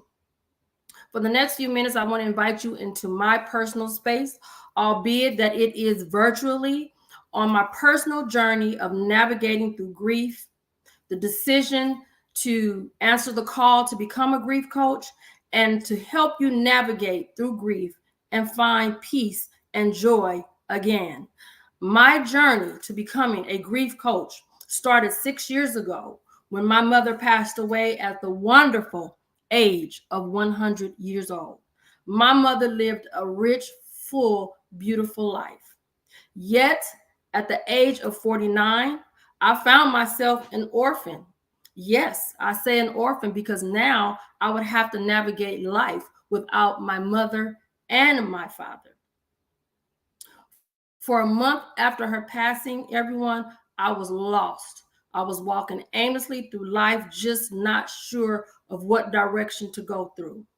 But one morning, I was awakened with the feeling to move forward. And I do believe that that was my mother speaking to me. It was at that moment that I decided to not only live, but to thrive. After all, my two loving parents instilled in me everything that I needed to forge ahead. Not long after that, my pastor approached me. He knew that I was certified as a funeral coordinator, and he asked if I would serve as a funeral coordinator for the families at my church. And I readily agreed. Little did I know that this position would put me in a position to help these families, not only to navigate through the funeral services, but afterwards, as they were suffering with grief and not sure which way to turn. And it was then that I made the decision that I needed to become a grief coach that I believe that God called me to be. In my life, I have always been the one with acquaintances, close friends, family, and strangers that people seem to be comfortable to come to me with their issues and I have always been comfortable to dialogue. People around me, near and far, they knew how close me and my mother were. They knew how much I loved her. After all, I was also her caregiver for 31 years. People wanted to know, how was I moving forward so quickly? Was I over my grief? Was I not thinking about my mom anymore? The answer was no back then, and it is no today. I still grieve the passing of my mother, as well as my father, but I have found purpose in her passing and how I'm thriving through it. People, I want you to know, grief is not one size fits all. Grief is not always spontaneous. Grief happens when you least expect it sometimes. The next thing about grief is not just conducive to death. When you think about grief, death of a loved one or a close friend is usually your first thought. However, grief includes loss. What does that loss look like? The loss of a job, a home, marriage, or friendship. Most prevalent these days is also the loss of a pet, which is huge, and I have experienced that too. Loss is also moving from one place to another. There are many reasons for having to move, but it is a loss no less. If I can be transparent with you, my husband and I made the decision a year ago. I would retire early. We would purchase and build the home that we desired in Houston, and that I will become an entrepreneur. I had it all lined up of what I wanted to do. I've been in California for 55 years, and now I'm in Houston. There has been a grieving process. Do I miss what I once was comfortable with in Southern California? Yes, I do. So I grieve leaving, but I am thriving and forging ahead of what Houston has in store for me. I want you to know that grief feels and looks like whatever it is that has caused you loss. Why is grief personal? Grief is personal because it is shaped by your relationship with what or whom you have lost. Understand, everyone processes and expresses grief differently.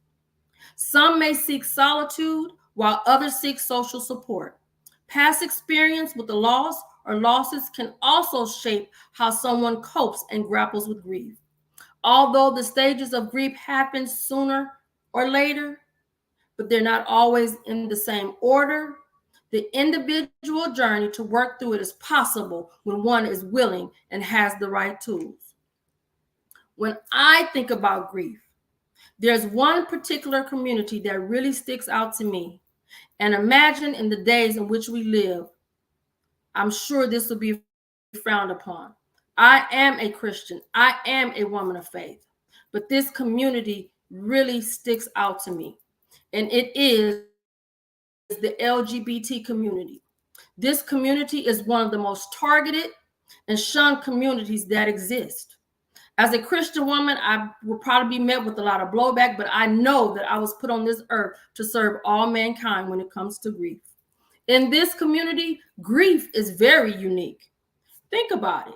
In this community, although physically no one is dead, no one has died, the choice that someone makes to change their identity results loss for someone else, especially a parent. Think about it. All of your child's life, you have raised him or her to be that male or female. And one day that beloved child of yours has the courage to say, I can't live this way. And I will now be identified as this. This is a big blow and a big loss. And as a parent, I can't imagine that I never not love my child, but this decision not only affects the child, but it affects you, the entire family, and the community that has had a hand in raising this person. And imagine being that child who is simply trying to live a life as they see it, but to live it without love, care, and concern of their parent. This form of grief is happening all around us, and a lot of them are suffering silently. Grief in the LGBT community can be uniquely profound and complex when it involves forms of loss that are not related to physical death, as I stated before. And I'd like to share with you the 7 aspects. Loss of identity. Individuals may grieve the loss of part of their identity due to societal pressures, family rejection, or the need to conform to expectation. Number 2, rejection by family or community. Many LGBT community individuals experience grief from being rejected by their families, friends, or religious communities, which can feel like a loss of a significant part of their support system. Number 3, internalized homophobia or transphobia.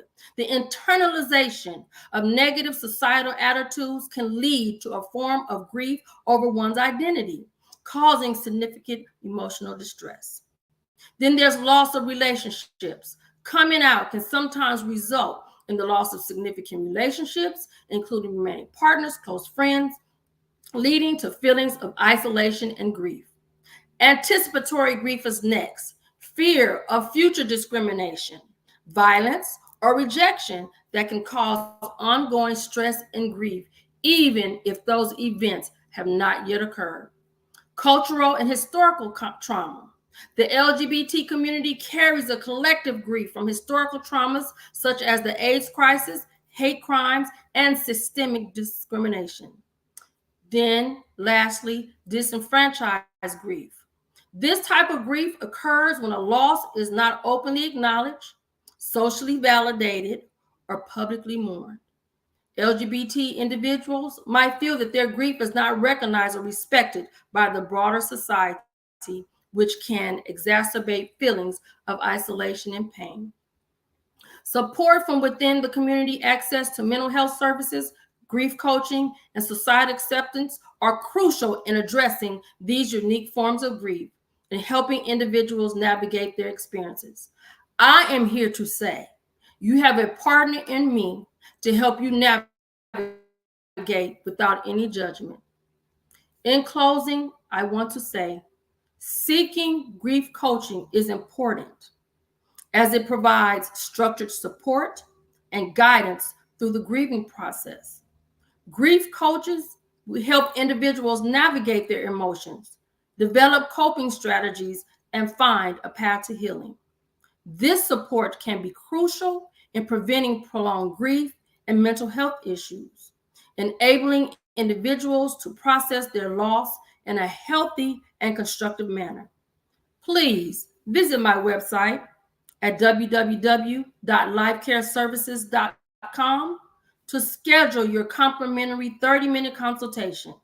That's www.lifecaresrvcs.com.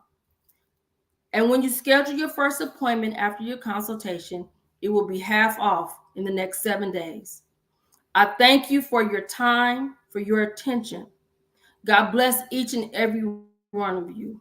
And if you don't remember one thing, please remember this quote that I take with me every day from Henry Wadsworth Bedfellow. There is no grief like the grief that does not speak. Thank you.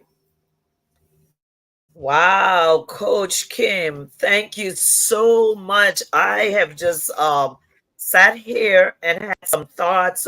You know, probably like me, most people who did not see loss of your identity or change of your identity as grief that they experienced in that community. That was really, really very eye-opening for me, because most people think of grief as death, Yes. somebody dying or whatever, but you've opened up and when we are doing business and as a grief coach, I see that you have actually carved out a niche, that you understand that this is a group Yes. of people that people are not speaking to about that. And so No. you're carving out a niche in the grief community where you can address this situation. And so I am just so extremely proud of you, and thank you so very much for saying yes to the summit, and congratulations on your new life in Houston. You and Beryl Ma'am. get through it safely, like we had before. Coach Sonia Pepper Sam, she's also in Houston. You all could connect and talk, because you just never Yes, know. that would be. I A would lot love of to connect with things her. together Yes. for collaboration, because that's what business is all about. That we start to learn that we don't have to stand alone and do everything alone, that there are other people that God places in our path that will be there. So thank you so very much for telling us today and opening our eyes first about personal grief, but then at unique Yes. grief situations. Is there anything that you'd like to say before you leave? Coach Alicia, I just want to thank you for all your continued support for these last 3 years when we met. And I just thank you for all the wise advice that you've given me, the prayers that we've shared. And I just thank you that you thought enough of me to ask me to be a part of this summit.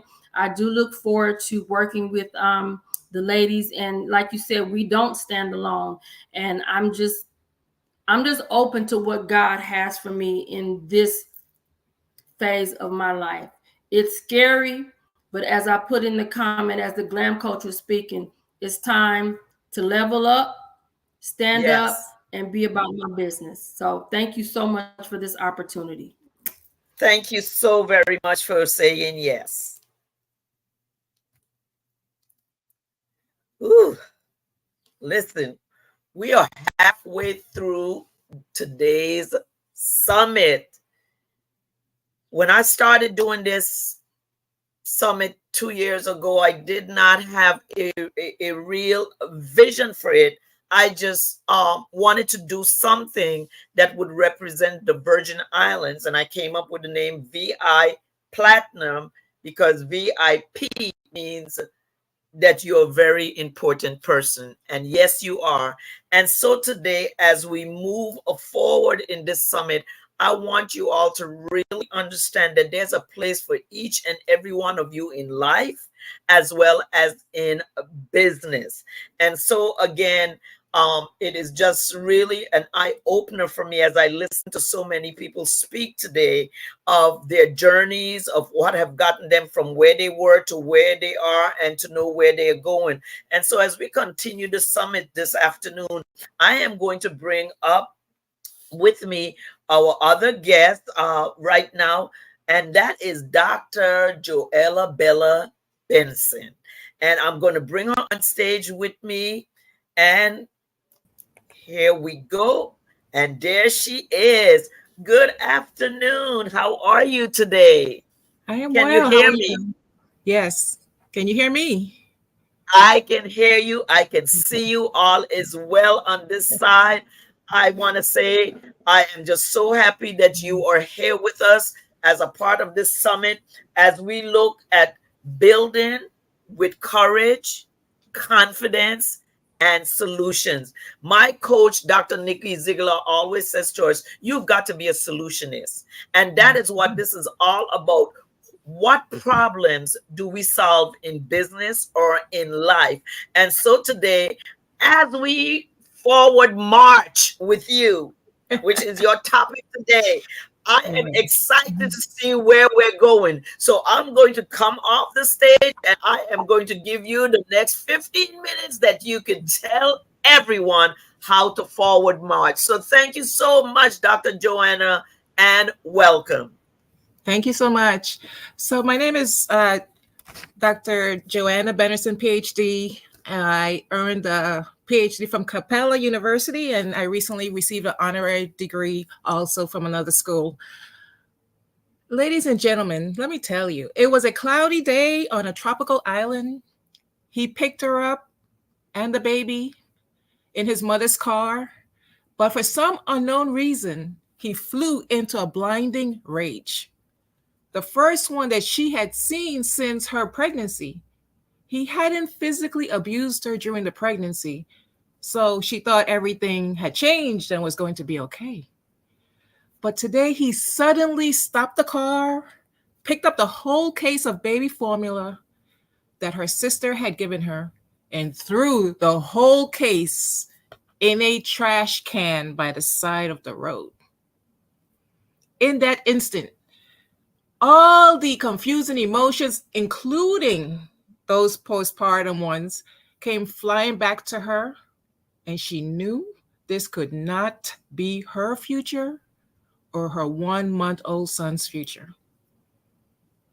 She was me, a 17-year-old orphan, now a teenage mother, who made a decision in that very instant to get on a plane. Clarity strikes. She left St. Croix. She went to college with her baby and struggled every step of the way. But you know what? Eventually, she earned a traditional PhD, followed by an honorary PhD and a Lifetime Achievement Award for community service. Glory be to God. Yes, I did. And yes, you too can break through. And you don't have to be at that breaking point. You just need to have clarity about what you want and decide to strike out. So, how do you do that? Well, I say, feel free to use my poem called Forward March as a mantra to get yourself moving. Forward march. Don't get bogged down in the trivia of their lives. Don't stop thinking for yourself. It just isn't wise. Stand up for everything dear and important to you. Not just the obvious stuff, what's needed, that few, but for yourself, your history, and your future. Don't end up just another hapless creature. It's easy. It's so easy to be sweet-talked into mediocrity. It's hard as hell to stay the course, particularly since values change with seasonality. You have to use your power. You are the force. And don't be content with their dreams. You can do more than their minds have ever seen. So let go of these middle of the road comforts and re-embark on your journey. Abandon this desert. Forward march. So, as we go through life, we have so many things we're trying to accomplish. And while we might be geared up and say, oh my gosh, I've done this, I've stuck to it, I've forward march into the next phase of my life. Sometimes we just have to take some time and say, wow, I've done so much for so many others. I've done so much for my community, for my career, for my children. But there comes a point in time when you have to just set some time alone for yourself. And I think that is very important, especially for women as we get older. So this poem I dedicate to you is called A Time for Me. I know it is time to live my life. Not just think about what I want, to dream, to fantasize on and on, but time to get up and create the me I envision me to be. But it's like I'm frozen in time, tied down by the old miseries, the daily chore, the future anxieties of life. I lack the energy to jumpstart my battery, and that is the greatest worry of all. So now is the crucial, the groundbreaking time. This very instant will coalesce into the remainder of my life. Help me, dear God, creator of the universe. Help me, dear God, to locate the God within me. Dear God, in unison, please help me to finally be all I can be. All in your sight that I must be. You gave me my purpose, and I've embraced the vision. I choose to carry out my mission. Please stop the slow decay of me. Fill me again with your love and sanctifying grace so I can clearly see myself in truth and for destiny. For the time was, for the time is, and perhaps for the last time, the time shall be my time, the time for me. So you see, ladies and gentlemen, we always have to fill up the cup again and again, not only for others, but for ourselves. I recently wrote a book that is about to be published, and it's called The Pinnacle Goddess Principles. Again, the Pinnacle Goddess Principles. And it really goes back to my love of Greek mythology and the goddesses I became familiar with once I was in 7th and 8th grade at St. Patrick's schools there in Frederick, St. Croix, and they've been with me my whole life. And when I illuminate the lives of these goddesses and how we can use some real life examples to move forward in our own lives, I use that so we can understand that there are always different things we can use to help us get where we want. There are always different ways to be motivated. A lot of us use Bible quotes, and we have experiences from friends and families and celebrities. But there are also other icons out there that we can always use to help us on our path. And so finally, I like to say, as we forward march, as we take time for ourselves, don't forget to look around and see how far you've come. It's important to acknowledge all the little things you went through to make things happen. Even in setting up, a conference like this, I could see there was a lot of effort behind the scenes, and I appreciate that. This poem is called Look Around, See How Far You've Come. Look how far you've come. You took the time for me to accomplish your goals, to seek out your dreams. Look how far you've come.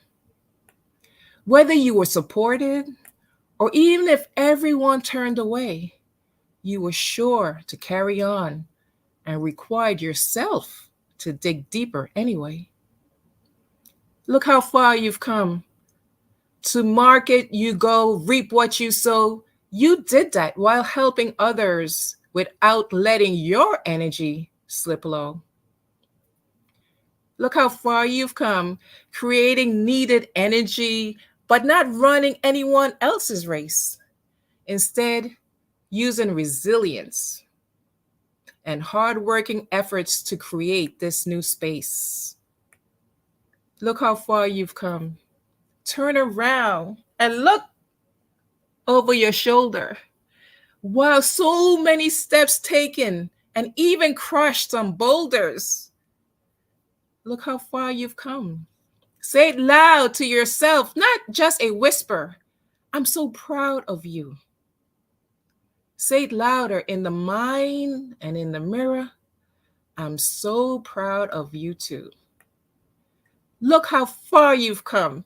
Take breaks, rest when you're tired, but keep striking. Keep going. This is your journey. Keep hiking. Now, look back, look around, and see how far you've come. Look ahead and forward march because you are not done. Look around.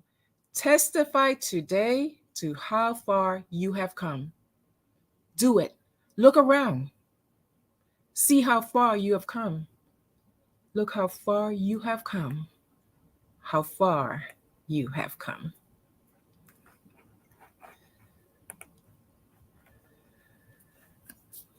Wow.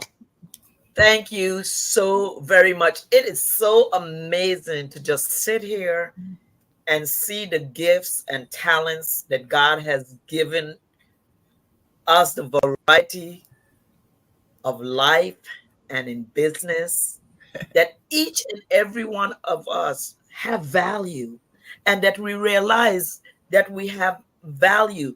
We have listened to storytellers today. We have listened to artists today. We have listened to poets today. This summit was meant to balance life and business so that we understand who we are as we move forward with what God is doing in our lives, and we're coming and going to the places which He's called us to. And I am just so excited of what He's doing today. I don't want to go ahead of myself for tomorrow because what He's doing today is just awesome. So, Dr. Joanna Bella Benison, thank you so very much for You, I taking the appreciate it. time to come in and help us to forward march. Thank you. God I bless appreciate it. I appreciate it. I you. appreciate being a part of the panel. Thank you so much. Thank you for saying yes. Listen again. We're building. We're building one speaker on top of the other. We're coming with courage and we're walking in that place of faith. Listen, confidence. Stop underestimating your abilities and step up to bigger possibilities. Courage. You need courage to replace excuses with the truth right now. Solutions. What is in your hand? Responding with ways that are unexpected can yield results that make you the problem solver. That's what we're doing here today. We're walking, we're building with courage, we're with confidence, and we're coming up with solutions. Again, I want to remind you that I am a part of the Herpreneur Network International, and I am the VP, the Vice President of the Herpreneur Network. You can go to Facebook and find the group, the Herpreneur Network Caribbean, and join the group. I promise you, if you do that, you will be able to see the bigger picture of exactly what a summit like this is when you get involved with the bigger picture from where this came from, the Herpreneur International. And so today, I am just so continually blessed to know that God it gives you a vision and then He makes the provision. I want to really thank my coach. She's going to be here tomorrow, Dr. Nikki Ziegler, who when I did this last year, she saw what I did, but this year she came hands-on and she said, we're going to take this to a big level again. So it pushed me. It helped build me. It helped pull out the courage in me and the confidence in me. And now here it is. We are at day one of this awesome, awesome conference. And so with that said, I am going to bring up our next guest as we continue. This person, she had so much in her, and we decided to do something special with her, and so she is going to speak for 2 segments because I want you all to hear what she has to say. So I'm going to bring her up and then I am going to announce her segment. And here she comes to the stage. Hi, Reverend Vera. Hello. How are you today? I am doing amazing, Apostle. How are you doing? I am super fantastic. And I'm going to steal Dr. Joe's word. I am fabulous today. I am fabulous today. As we continue with this conference, I am just so excited that you were able to honor me and do 2 segments. And I wanted you to do it because what you are talking about is so important. How do we discover your audacity to live free? When we find how we can live free, we can become all that God has called us to be. And so I'm going to come off the stage and I'm going to allow you for the next 25 to 30 minutes to just share what God has played on your heart for this summit. Welcome and thank you. Well, first, I give all reverence unto Almighty God for this beautiful day. And I want to honor you, Apostle Alicia, just for being so amazing to me and for you walking out the vision. Um, I am Vera Wallakin, and I am your mindset coach. I live in Iowa, but I serve universally because we learned during the pandemic that there is no limit to our reach, right? And I'm also an ordained minister, an author, and a national speaker with an anointing to empower you to solve life's greatest problems. Again, I want to thank Apostle Alicia, the powerhouse founder of Boss Coaching, and her team for this awesome opportunity to empower your mind, body, and spirit. Now, I'm going to be very transparent this morning, and I don't know how my connection is. I've had some technical difficulties. So, Apostle, I would appreciate if you could let me know if you can hear and see me. I can hear you and see you. It is dragging a bit, but we Okay. can hear you and see you, but the internet is dragging. Okay. All right. Well, I'm going to move forward and I'm going to deliver the word, and we just pray that God will move and that the message will go forth. So it's an absolute honor to share time and space with each of you amazing women that have connected this morning. It's also an honor to share time and space on this virtual stage with some amazing women who are coming to pour into each of you. Whatever your problem, I'm going to promise you that your problem solver is going to come on this virtual stage. So let's talk a little bit about problems. We all have them, right? No one's life is perfect. But we have to remember we also have the anointed power to do all things through Christ who gives us strength. Anybody believe that? That even in 2024, on the heels of the pandemic, with everything that's happening in this world, do you still believe that you have the God-ordained power to do all things through Christ who gives us strength?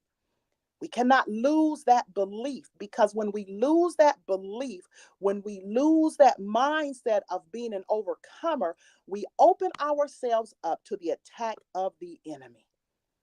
And so we have to remember who we are and whose we are. We're empowered to be an overcomer, to transform our deepest pain into our greatest power.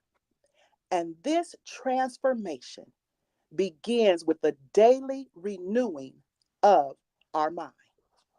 And sometimes this renewing can be challenging, right? Sometimes it can be a challenge because we are creatures of habit. And so when we talk about change, sometimes that can make us nervous or afraid. And that limiting belief can keep us in a place that God never intended us to be. We cannot believe the lies. Again, when we believe the lies, we give power to the enemy. But when we discover our audacity to shift our mind and change our life, we can live a free life of abundance. So let's talk about audacity and what that means. Type in the comments, what does audacity mean to you? Let's talk about that this morning or afternoon, wherever you may, whatever time of day it is when you're viewing this. But what does audacity mean to you? Well, one definition refers to audacity being a boldness, that we have a confidence which disregards conventional thinking or other restrictions. It can mean we have a willingness to take risks which others may fear. It may also mean we have a willingness to respectfully and courageously challenge boundaries to pursue our goals and our greatest potential. You know what? I believe that we all have audacity in our DNA. So think about it. For those of us who have children, or if you've watched children develop, the very development of us as human beings require us to experience and display our audacity. Remember when you watched your child begin to move from crawling to walking? They'd fall and then do what? Get back up, and they'd try it again. They'd fall, they'd get back up, and they try it again. But sometimes life happens in a way that can cause us to fall and forget our getting up power. You know, I remember in my own childhood experiences taking some bold risks, or some may call it being silly. They weren't always wise steps, but they were definitely bold steps.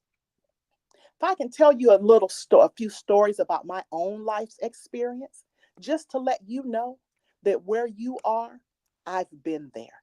What you're experiencing, I've experienced it.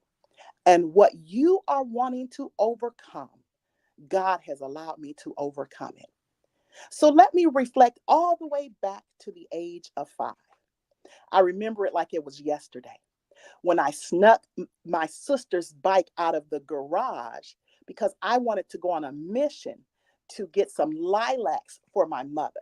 My mother loved lilacs. She loved the way the aroma filled our beautiful home. And there was a lilac tree right up the street and around the corner. On this particular day, my dad told me, put the bike away because it's too big for you. And so I put it away until my dad walked away. And then I got the bike out and I was headed to the lilac tree to get a bouquet for my mother. And I thought, there's no way for my dad to find out, right?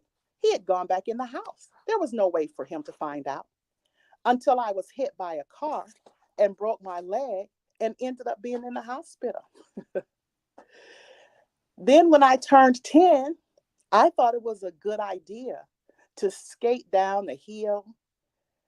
And boy, was that not a good idea. It was a bold idea, but it wasn't a good idea. I ended up falling and breaking my arm, and I had to get surgery to have it replaced. Now, after those 2 accidents at the age of 5 and 10, I was a little nervous about turning 15, right? Because every 5 years, something was happening. But I will tell you, when I turned 13, I experienced a traumatic encounter that shifted my entire childhood. And that's when I was sexually assaulted by someone who wasn't a stranger. And I will tell you, this is only the second time that I've shared this narrative publicly because I owned shame and embarrassment as though it was my fault. But there's only so much that we can hold inside the human body before we begin to burst. And so one night, when I could no longer hold this pain of the sexual assault, I decided that death was the only way to soothe the pain. And without even thinking about it, I ingested a bottle of medication. I prayed to God and I asked him to come get me as I slowly drifted off to sleep. When I woke up the next morning, I was devastated. I felt again as though I was a failure. Girl, you can't even kill yourself. Because that was the mindset that I owned as a small child, as a small teenager, as a young teenager. 2 years later, after more trauma, after more trials, I tried again to take my life after a huge loss. I took another bottle of pills. I laid down and I again asked God to take me. And the next morning, I woke up.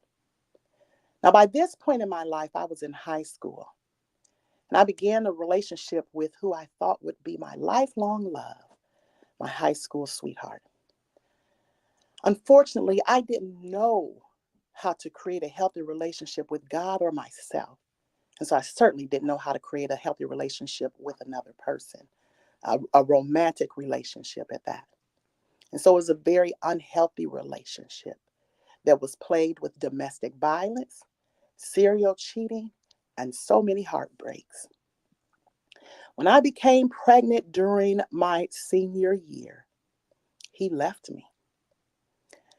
I was alone. I was pregnant with my first child. I was depressed, and I felt like I was an embarrassment to my family. Yeah, that was a heavy load for me to carry as a high schooler, as a teenager. Thankfully, with the support of my family, I went on to graduate from high school on time. I gave birth to my amazing son, and then the next semester I began college. While in college, I met and married my now former husband. It was a whirlwind romance that led to an unplanned pregnancy before we were married. Then a very unhealthy relationship, again plagued with domestic violence, serial cheating, and a heartbreaking divorce. Here I was, 24, which is very young, a divorcee, raising 4 children by myself. I was crushed. I was alone. I was depressed. And I thought, this cannot be my life. Now, in the public's eye, all was well because I was a college graduate with a professional career. I was very active in my church and my community. I'd owned my home and other property. My children were excelling in academics and athletics, and I was always smiling because by this time I perfected the art of wearing a mask, of smiling on the outside while crying on the inside. Behind closed doors, I had hit my emotional rock bottom. Has anybody ever been there? Has anybody ever experienced your emotional, your mental, your spiritual, your financial? Has anybody ever experienced life crashing down to the rock bottom? I cried almost every day. I yelled at my children. They were the target of my frustration, when really they deserved a mother who could discover her audacity to heal and live free. Periodically, I had to fight off thoughts of climbing into my vehicle with my sleeping children and parking my vehicle in my closed garage, turning on the vehicle, and we all go to sleep eternally. I had to fight off those thoughts. And not that I was crazy or insane, but it was just that I wanted the pain to stop, and I did not know how to discover my audacity to live free. And I remember a particular night when I was at my computer typing a goodbye letter, and my oldest big sister called me and said, God placed you on my mind, and I wanted to call and check on you. That night, and many other times, she was my angel. And those thoughts dissolved. Motherhood began to keep me alive. My children were heavily involved in church, sports, musical programs, and community activities. Wherever they were, I showed up. I always wanted to be their greatest cheerleader. No matter how much I hurt and suffered for me, I always wanted to show up for them. And while I was molding them to be the best that they could be, I failed to pour into Vera. I failed to discover me. I failed to discover my audacity to live free. I ignored me. Has anybody ever been there where you've put everybody ahead of yourself?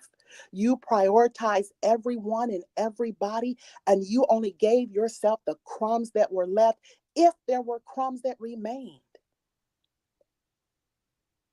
And so one by one, my children grew up and they left home to attend college.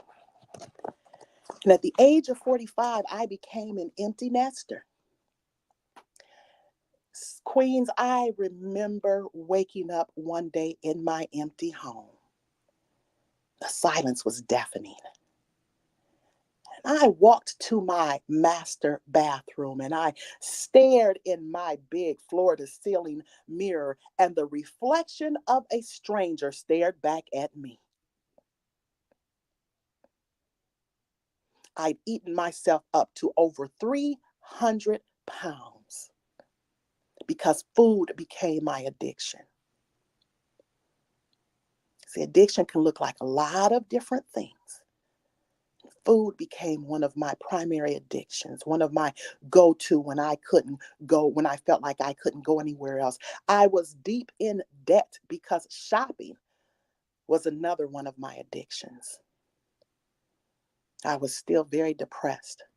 My house was a mess. I was alone, and I hated my entire life.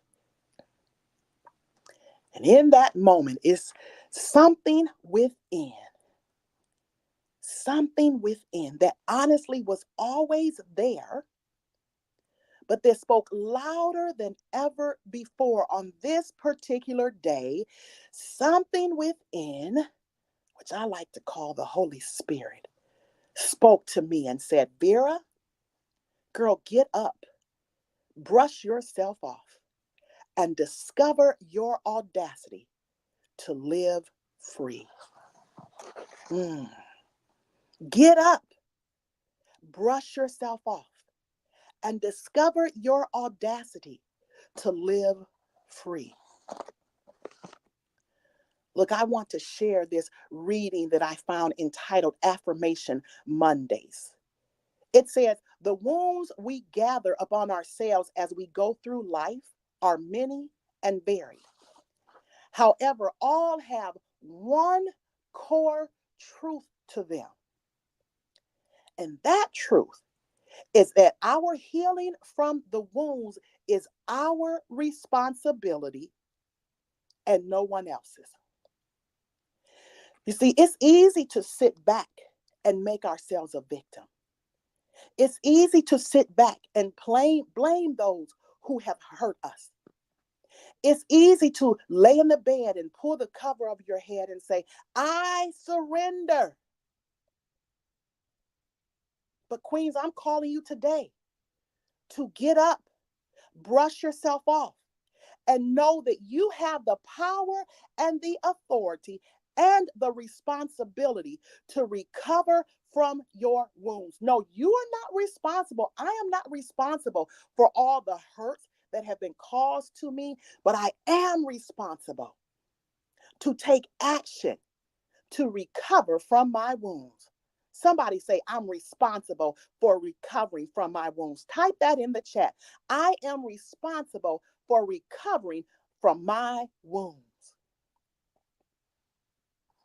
I had been wounded by my childhood that met my physical needs, yet neglected my desperate needs for words of affirmation and physical touch.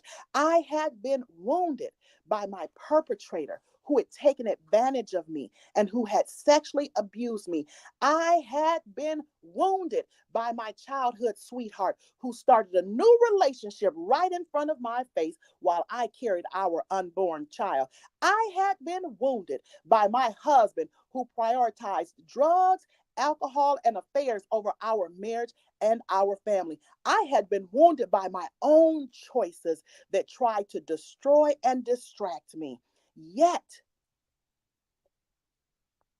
it was still my responsibility to discover my audacity to live free, to shift my mind, to change my life, and discover my audacity to live free. And Queens, it was in these moments that I began the transforming process to shift my mind and change my life. I no longer wanted to play victim to my own circumstance. It was getting me nowhere. And instead, God had restored my mindset so that I recognized and discover over and over again my power to claim victory that was always within my fearless reach. And I knew that God was with me every step of the way. And he had left me here to fulfill my assignment. And so what did I do?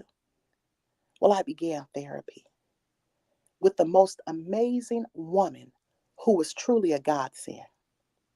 She created a safe space for me to share without judgment, to process what had broken me, and to discover what could heal me. I began my weight loss journey. I lost 120 pounds, Queen. And I tell folks all the time, I was reunited with a few of those pounds during the pandemic, because during the pandemic, I tell folks, I said everything closed during the pandemic except my mouth and my refrigerator. So I gained a few of those pounds, but I'm still proud of that accomplishment. I paid off all of my debt. And then I bought my current modest dream home. I accepted my call into ministry, which I had been running from for years because I didn't believe I was worthy. Has anybody ever run from your gifts, run from your calling because you believed the lies of the enemy that convinced you you weren't worth it and you didn't deserve it? I also returned to the classroom after graduating, after being out of the classroom for 25 years. I returned to the classroom, attended Luther Seminary, and earned my Master of Divinity. And then I was ordained an itinerant elder, which is the highest ordination in the AME Church. None of that. There's so much more. But I just wanted to share those things, because once we discover our audacity to live free, once we shift our mind, our life will automatically change. It will manifest from our new mindset. Our mindset will shift from a fixed mindset that says I can't to a growth mindset that says, yes, I can. If you believe that you can do all things through Christ who strengthens you, type in the comment section, type in the chat, yes, I can. Yes, I can. Yes, I can. Queens, once I shifted my mind, I was on a journey to discover the authentic me over and over again, because it is a journey, right? It's not a one and done, and it's not a journey of perfection. It's not a journey without challenges. It's a journey. And each day we want to move forward, forward, forward in the journey. We want to move forward in the journey. Also, during the pandemic, I discovered a deeper passion to empower other women through life coaching. And by the grace of God and a lot of training, I became a certified mindset coach, and I launched Live Free Coaching, where I empower women to overcome the residue of past trauma, to rewrite the narrative of their story, and discover their audacity to shift your mind, change your life, and live free. Because it's never too late unless you believe it's too late. And I'm going to tell you, I like to call myself the Harriet Tubman of mindset coaching, because there is a quote that's attributed to Miss Tubman that says, I freed thousands of slaves, and I could have freed more if they only knew that they were free. I'm going to repeat that for everybody. There's a quote that is contributed to Harriet Tubman, and I might be paraphrasing it some, but you're getting the message. I'm confident that you're getting the message.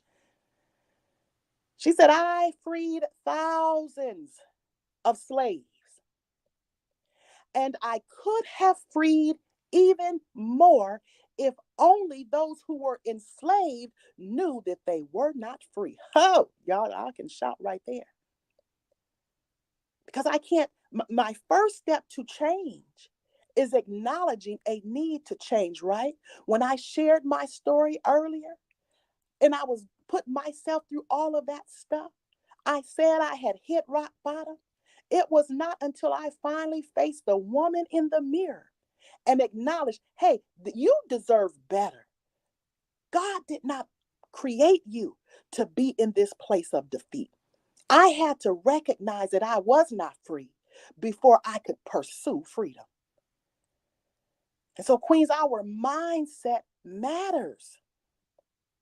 If I believe I can't, I won't. And it's in the belief that I can that I will.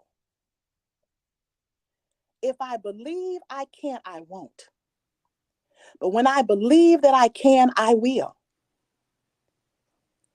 So I want to share a few lines from author Marianne Williamson. And this is what she says about the power of our mindset. She says, you may believe that you are responsible for what you do, but not for what you think. But the truth of the matter is that you are responsible for what you think, because it is only at this level that you can exercise choice. What you do becomes what you think. Mindset matters. And so when we shift our mindset from fixed to growth, from can't to can, from pain to passion, from victim to victory, from lose to win, from death to life, we change our life and discover our audacity to live free. And so I want to share with you 3 small nuggets. I want to plant 3 small seeds that I discovered, that I also share with coaching clients, to help you to begin to take those first steps, whether they are baby steps or huge giant steps. Number 1, you've got to face it. Somebody type in the chat, in the comments section, face it. Look, life happens, disappointments happen, problems happen, trauma happens, disaster happens. Even being a believer in Christ, that does not prevent us from experiencing problems. We cannot run from it, and we certainly cannot escape from our problems. So I want to encourage you, if you're one that's running from you, if you're one that's trying to run from your problem, I want to encourage you today to stop running and do what you have to do to fearlessly face your it, whatever that may be. Number 2, forgive it. Someone type in there, forgive it. Forgiving is empowering and it is freeing. Forgiveness is more for me than the next person. Forgiving people, experiences, and hurt, it frees me from being held bondage in my own body, mind, and spirit. So forgive it. And 3rd, fix it. Look, do the work. Do the hard work. The work that restores your audacity for fearless greatness. Whatever that looks like for you. When we allow our pain to evolve into life's purpose and passion, we continue to discover ways to love life and encourage women around us to know that they are not alone. And we also encourage those around us to know that healing is a choice that we all can make. Face it, forgive it, and fix it. Queens, today, I'm so glad I don't look like what I've been through. Anybody else glad that you don't look like what you've been through? If so, type in the comments, I'm so glad I don't look like what I've been through, whether that's mentally, physically, spiritually, financially. Looks are not just with our eyes, also with our spirit. I'm so glad I don't look like what I've been through. Because today, Queens, I'm a work in progress. But I had to put some things behind me so that I could move forward in my ordained anointing. I stand before you a strong, beautiful woman who has chosen to face it, forgive it, and fix it. I stand before you, a healed woman who fearlessly accepts life's invitation to become uncomfortable in my comfort zone and explore the world in new and exciting ways. I stand before you, a woman who continues to trust God and believe that all things are working together for my good. I stand before you, a woman who continues to shift my mind, change my life, and discover my audacity to live free. Queens, I invite you to connect with me today. I'm confident that I've been through it so that I can empower you to go through it. From childhood trauma to a survivor of sexual abuse, a survivor of attempted suicide, a survivor of domestic violence, I have been through it to bring you through it. And I invite you to connect with me today. I am your mindset coach, and God has ordained me to empower you to believe, to discover, and achieve your greatest potential. I invite you to check out my website, www.livefreecoaching.net. www.livefreecoaching.net. Schedule an appointment to connect with me. You don't have to go through this alone.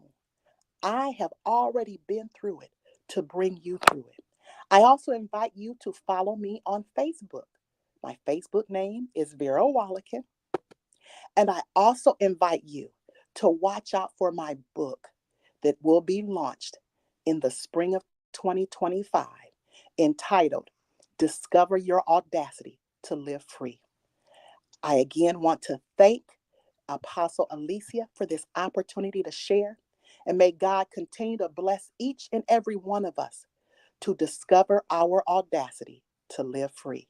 God bless. Thank you so much.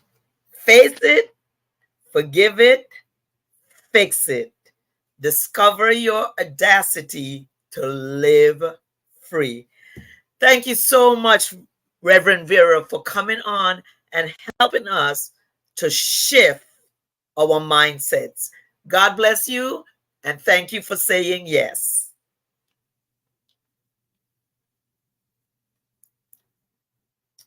Wow. Listen, this has been such an awesome time today. Whew. I'm telling you, when you marry life with business, you create balance. And that's what it's all about, creating balance. Just from all the women that came today, from the storytellers, as I said, to the poets, to the artists, the one thing that I know is that I always say it, sometimes I post it, you're unstoppable, plain and simple. You're unstoppable. So you just have to know who you are and whose you are, and know that in this season of your life, you're unstoppable. And I just am so excited that you have been taking the time out today with me at the VIP Virgin Island Platinum Summit. And right now we are down to our last speaker for today before our closing. And I want you to know that we'll be back here tomorrow at the same time. Remember, we're on Facebook, on my personal page, Alicia George. We're on YouTube, and we're on Boss Business Coaching, my business page. I will definitely try to figure out what happened to my IG page so that we could get it up for tomorrow. And remember, we're here because we are built with courage, confidence, and solutions. That's what this is all about. We're building, but we're going to build with courage, with confidence, and with solution. I'm going to bring this next speaker up. This person is just an awesome businesswoman, but she is also a teacher. She's an apostle, and I know her personally. And so I want to bring to the stage today our last speaker, who I promise you going to take you into a whole other zone. Let me bring up on stage with me right now Apostle Dr. Leah Vanterpool. Dr. Leah, thank you so much for saying yes. Thank you for being here, and thank you so much for being patient. When we I invited you and I asked you if you would be a part of my summit, and you said yes, I was so excited. But when you sent in your title, I was going okay, because my mind went back to that movie, the movie with figures. What was it called again? Do you remember? Raji No. P. Henson. Okay. And so I thought about you when I saw the power of numbers. Somebody put it in the chat. You all know what I'm talking about. The power of numbers. And so Dr. Apostle Leah Vanterpool is the number girl, and she'll tell you why. And so with no further ado, I'm going to come off the stage, and Dr. Leah, I am going to let you take it away. Hidden Figures, I think, was the name of it. Here we go. Okay. Good afternoon, everyone. This is Dr. Leah Vanterpool. Might be morning where you are if you're in California or a different area of our globe. I am Dr. Leah Vanterpool. I am an apostle in the Lord's church as well as a prophet. So I greet you on today from the DFW area, which is the Dallas, Texas area. And I'm so excited, and thank you to my friend, Apostle Alicia George, for this opportunity today to be able to share on a platform in which you have created.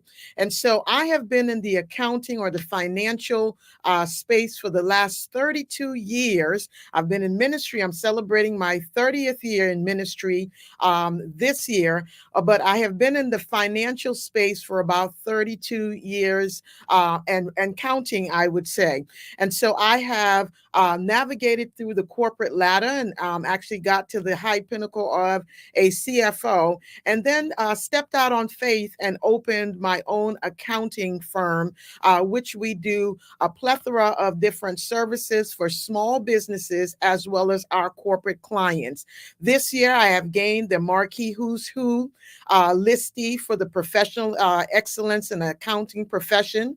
I've also received the 2024 Asians Golden Icon Award in Manila for my professional and accounting expertise, as well as I have gained 2003, 2004, the Wisdom and Wealth Leadership Award, as well as in 2020, the Global Leadership Award, which is awarded in Nigeria for my financial acumen. And so I'm not new to this. This is my scope in addition. And so as well as even being in ministry, we talk about different spheres of influence that we have. And so I operate in the mountain of religion as an apostle as well, in the mountain of media, apostle. So what I want to share in that point is who I am spiritually crosses across all of the boards, because the functionality of who I am operates wherever God places me, whether that's in business, in education, or in the church, or in the educational space. I want to share with you Proverbs 21:5, which says, "The plans of the diligent lead surely to profit, but everyone who is hasty comes only to poverty." And I chose that scripture on today because today our purpose is to talk about mastering financial insights that can drive our success personally as well as in organizations, as well as all of this is within the scheme of the power of numbers. Now, we're talking about our life, and we're also talking about business. And so I want to function more on the business, but I want you to know all of these concepts are also available to us in our personal lives. And so when we start talking about managing our business financially, we need a way to track the way that we are, how we're doing. And the way that we do that in the financial space is through financial reports. And so oftentimes when I meet with a lot of small business owners, they don't know what a financial statement is. They don't have them routinely prepared. But the financial reports are the bedrock. They are the foundation, which helps us to have a comprehensive view of our organization health. It's the same way of having a physical in the natural when there's something whether or not there's something going on in our body that we know about, or whether we suspect something is going on, or we just want a wellness check. And so that's what financial reports are. It is our P&L, our balance sheet, as well as our cash flow management. I like to think of them like this. Our balance sheet tells us how we're doing overall. Our P&L tells us how well did we do what we do in this particular period, whether it's a month, a quarter, and then our cash flow. Do we have enough money to continue doing the things that we know? So there's vision, there's provision, but then there's stewardship. And so God gives us the vision because he says he gives us the ideas, the witty ideas to get wealth. So everything that you're doing in your small business, in your ministry, even personally, those are witty ideas that God gave you in order to receive monies. But then we also, as we get those resources or we tap into resources, we also have to understand that we also need to be good stewards over the monies that we have. And the money, the numbers, the power of the numbers tell us how well we look to others as they're looking at our vision, as they're looking at our business. They're able to tell how well are we doing what we're doing. And some of us are really well at doing what our vision is, but we're not so well at doing managing the financial piece of it. So again, we need financial reports to be prepared annually. And if you're not doing them, I highly recommend that you hire an accountant. And most people think when they hire an accountant, especially in the small business, that it's just about taxes. No, most tax professionals do not do accounting. Most tax professionals, they only know how to prepare that document. However, you need an accountant that can look at your financials, prepare your financials, and help to advise you in what is the best way to go about doing what you're doing, which will also impact your tax liability. And so the balance sheet is your company's worth. The income statement is how well are you doing what you do month over month. And your cash flow is, do you have the resources?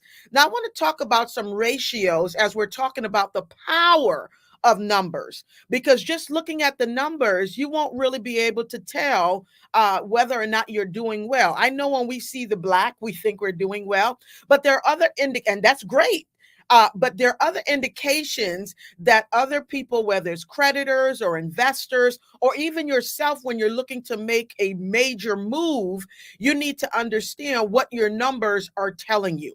And so one of the ratios that we use is the current ratio. And the current ratio, the formula for it is our current assets divided by our current liabilities.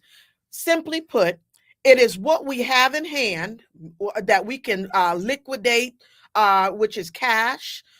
Anything that you can liquidate within a year, within 12 months, that you can use as cash, that you use that, as well as divided by who do you owe? Who do you owe that you will pay off? So we're not talking about loans or mortgages or things like that. We are technically talking about maybe the light bill, maybe you've taken a contract, or you have vendors on with supplies that you bought that you need to pay off within, you only have 30 days or maybe 60-day terms. And so what you do is you take what you have, you divide that by who you owe, and then you come to a number.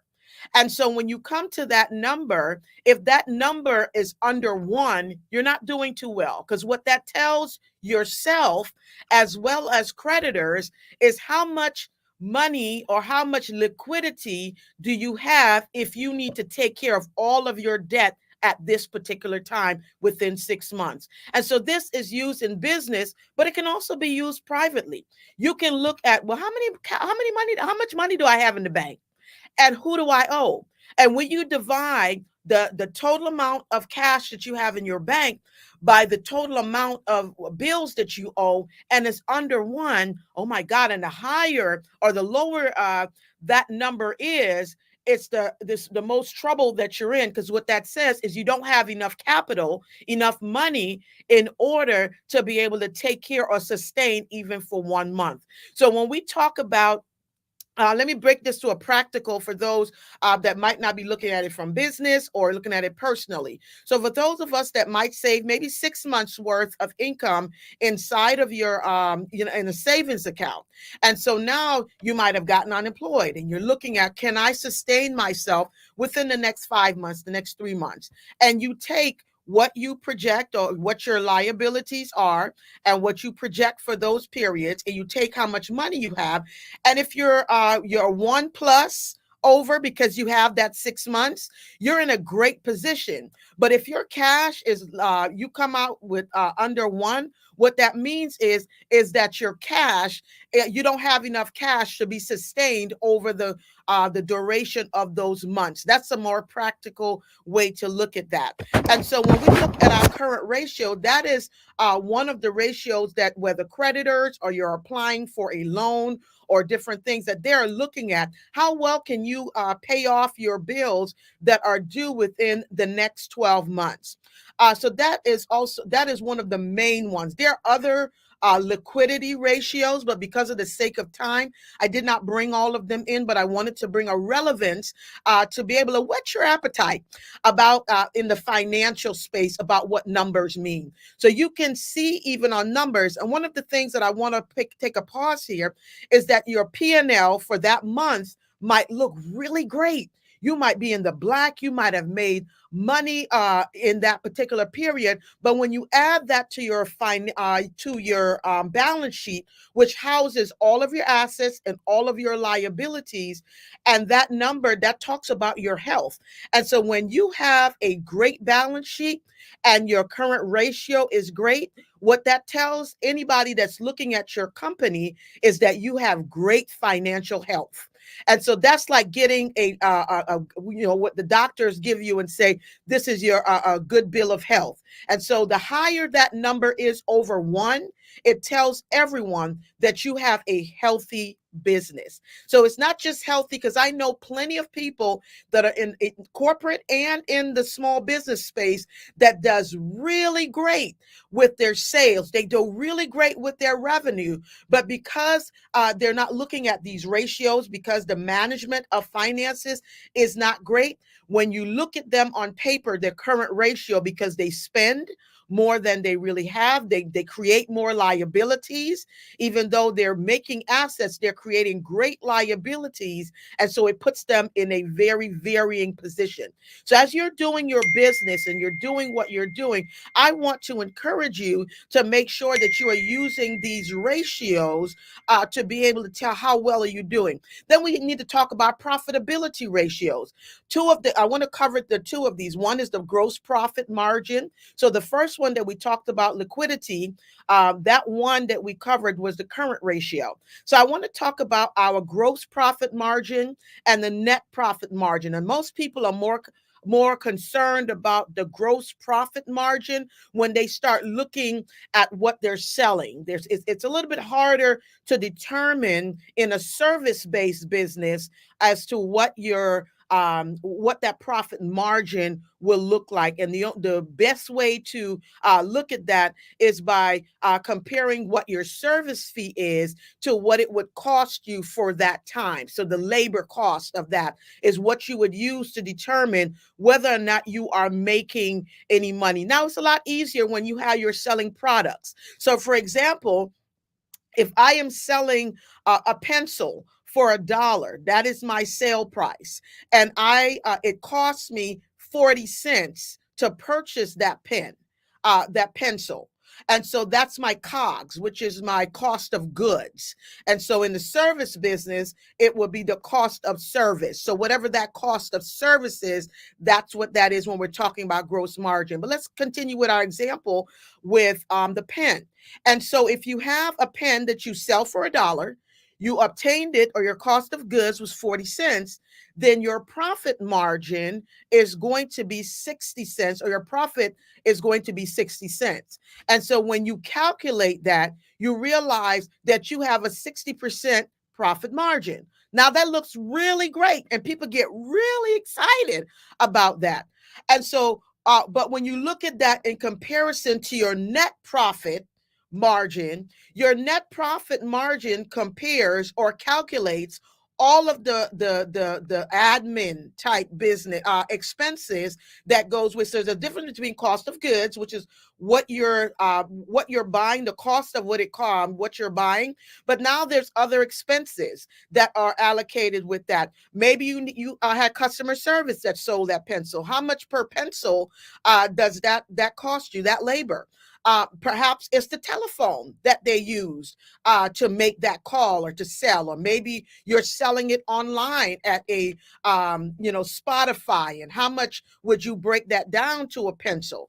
And so let's just say, for the sake of our illustration today, that it costs you let's say 50 cents to now do all of your operating expenses. So now at the end of the day, you only have 10 cents left over. And so now your net profit margin from that one pencil, that means you're only obtaining or getting a profit of 10 cents on that pencil. So when you start talking about the power of numbers, what we need to look at is, when we're looking at the profit margin and we're looking specifically at the net profit margin, we're looking at, where can we cut costs? Perhaps your telephone bill is too high. You need to maybe renegotiate that with the telephone company. Perhaps you need to look at how much all of your operating expenses that are not fixed. You can't change your rent. You can't change maybe your electricity, but you can, however, change other aspects, office supplies, all of these things that get purchased. You can be able to move that down so that your profit margin, or how much you are retaining for that profit margin, is in your pocket. Another option is to also consider, am I buying this pencil at the right price? 40 cents might be kind of high for one pencil. Perhaps you might need to look at another supplier. Another supplier might be able to get you that pencil at 10 cents or 20 cents, which increases your profit margin, and then also increases your net profit margin. So it is the analysis that goes into your financial data that gives you the power of the numbers, so that you can learn how to pivot even in business. It's great at what you do, but if you cannot retain the resources and the profit from what you're doing, it's almost like you're throwing your money into a hole. And so we got to look at the liquidity. We got to increase our liquidity, how much money we liquidly have. And that also means that we also need to look at our investments.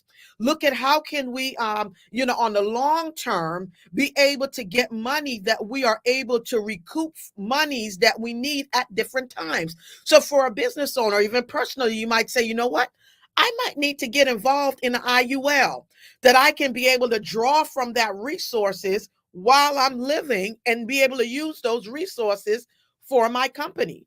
You might be able to say, maybe I want to put some money into the investment and be able to invest into something that will gain you, whether it's 5 years, 10 years. You want to diversify that, so that in the power of your numbers, you have liquidity when you need it, but you also look financially strong, because banks will also look at, well, they might not have so much cash right now, but I can look and see that their receivables, they're getting money that will be coming in. And your accounts receivables, when you give your services, and it's billable. So instead of you getting the cash all at one time, perhaps your clients are paying you on a monthly basis, or perhaps you have them on some type of payment plan. And so that's what we call in the financial world accounts receivable. Now, I highly encourage you that if you're going to do that, that you do a financial app. And the financial app tells you how well does your client pay their bills. And so that secures you to make sure that you will get your monies as you're going on a basis. So the bank will look at how much money do you have coming in on a rolling basis. They will also look at your investments, and they will look at, how much do you owe people, and they will look at also how much cash do you have. And so these things play a part in the power of your numbers when you go and ask the bank, can I have a line of credit? Because they're going to look at all of these things when they're looking at your financial statements. They're not just looking at, did you make money? They're looking at the financial health of your company, and they're using these ratios that I'm showing you, as well as other ratios that they're contributing. And I want to expedite this because I know we're not on a full hour of a teaching session, and I only have a time to really give you as much information that I can. The other thing that you want to do is turn your data into insight. You want to be able to accurately collect your data, because I find a lot of times, especially with small businesses, we don't think that it's important when you go out to eat and you sit down and you're talking about, if you're a coach and you're talking with one of your clients or a potential client, that's a business expense because you have talked about business and you're able to write that off. Perhaps you're a preacher to have a ministry and you take your clothes to the cleaners. That's a write-off. The cleaner bill is a write-off. And so you look, not only calculate from your lights, how much space in your home that you use. These are all things that you can claim on your taxes, but you also need to calculate them into your financials as expenses. And that's the power of the numbers. So you got to collect data. And even if you're not a paper person, I encourage you with that smartphone. That smartphone is smart for a reason. You can get an app. You can even get on your phone and start scanning receipts, taking pictures of receipts and emailing to yourself, or putting a folder in your phone of all the receipts, making it a favorite. So at the end of the time, you can get to these financials at the end of the week by the data. So you want to collect accurate data and do it timely, because when you're trying to collect data from January and August, that's a big challenge, to find the backup and the data. And so you want to also, if you're not using an accountant like myself, I own Vanderpool Consulting, and I have extensive amount of services a la carte as well as monthly programs or monthly services that we can do that fits. We're like a boutique. It'll fit what you are working with. And so we want to look at our historical data. You want to look over the months and over the years to see, am I doing better? And if I'm not doing better, and if I am doing better, you want to analyze. You want to look at what happened at this time of the year, why my revenues or my expenses were higher.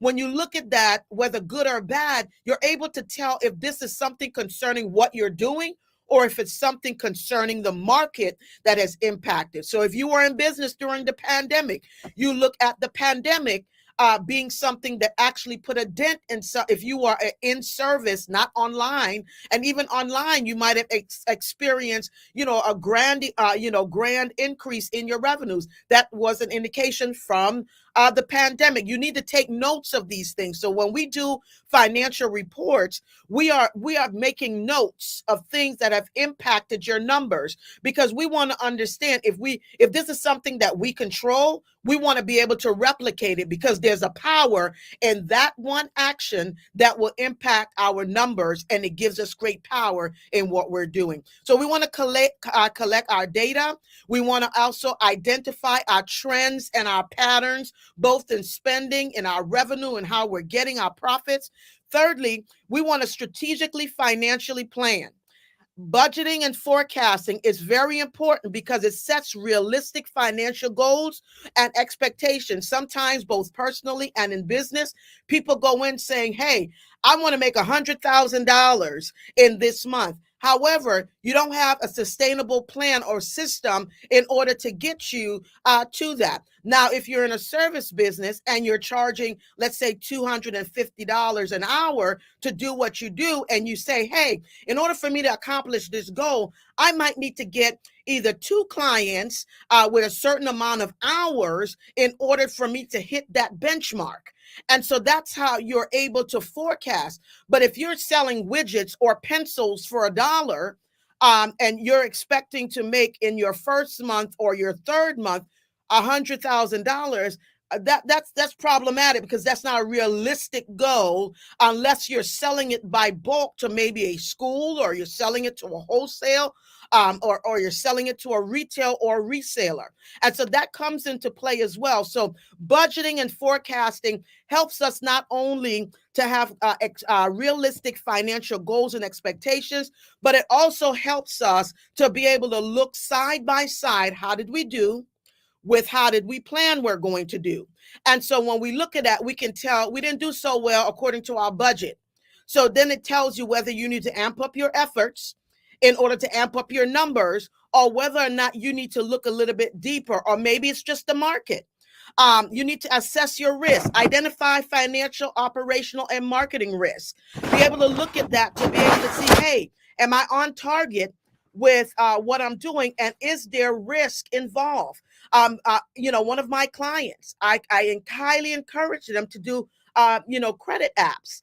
And so because the owner he went into a contract with a company that they did not do a credit app on, and extended a credit to this person, or to this company, that did not have a track record, or they did not have any information, and it was at least 10 times more than they typically would award for a new client. This new client took away, or got away with, $50,000 worth of inventory, and they are not able to track it or retrieve it back, because the delivery was to a parking lot and not to a business. And so when you don't do the proper legwork, it puts you in a operational risk, a financial risk. So now the company AR is out of $50,000, and their inventory is out of $50,000 worth of inventory. And so that puts them at a market risk, because now their gross profit margin is going to be decreased, because even though they sold it, they have to also make an entry into their books to show that that inventory was lost on their balance sheet. But it would also show on their P&L that that money, they would have to credit that on their P&L, which shows that there wasn't a sale. You sold 50,000 of it, but you weren't able to get anything. That's where checks and balances coming in, to make sure that you have the power of your numbers to be able to advance in what you're doing. The fourth thing I want to say is we want to communicate financial insights. As you're looking for investors, as you're looking for yourself, even to figure out, hey, how well am I doing? You want to be able to financially be transparent with yourself and those that you are bringing in as investors, even if you're looking at getting banking instruments in order to take your business to the next level. This is something that you need to look at. You want to use charts. You want to be visual when you are presenting how you're doing, even if you have a staff. Even if you have sales staff or you have an admin staff, show them the numbers so they understand how their contribution to your business and your vision is actually impacting the overall, which also impacts them as a partner in your business. Fifthly, we want to continuously be learning and adapting. Because financial trends keep us abreast of what's happening in the industry and the changes in regulation. Right now, AI is on the forefront. And if your business is not being prepared to maximize on the AI platforms, whether it's in the financial industry or wherever it is that you are working, if you're not using AI for, let's say, marketing and different things like that, you might become a bit antiquated because you won't be able to respond on it quickly. When you have to get somebody to technically take your picture, they got to create it in Adobe. They've got to do this, and then you have to look for a week or a 2-week turnaround in order to get that marketing tool out. Whereas AI, with someone who's skilled to come in and create that, can literally take them 15 to 20 minutes if they have the verbiage and the likeness of you to be able to do that. So those are things we need to look at as it's changing in our industry as accountants. Their AI is pretty much taking data. Now, of course, we as humans have to massage and look at the data to make sure that the data is accurate, because that's part of what the U.S. government, pretty much as CPAs, we are bound to make sure that all of the numbers that are being presented by our clients are accurate. And then you want to also make sure there's an importance of ongoing learning and professional development so that you understand what your numbers, that you're trending with the numbers. And you want to be flexible to adapt to financial strategies as the market begin to fluctuate. And so sometimes you might not want to, I have some clients that are, we would say are baby boomers. And one of the things that they don't like doing is selling online. They don't want to be able to have people to click. They want to see a check. Nobody walks around with checks today.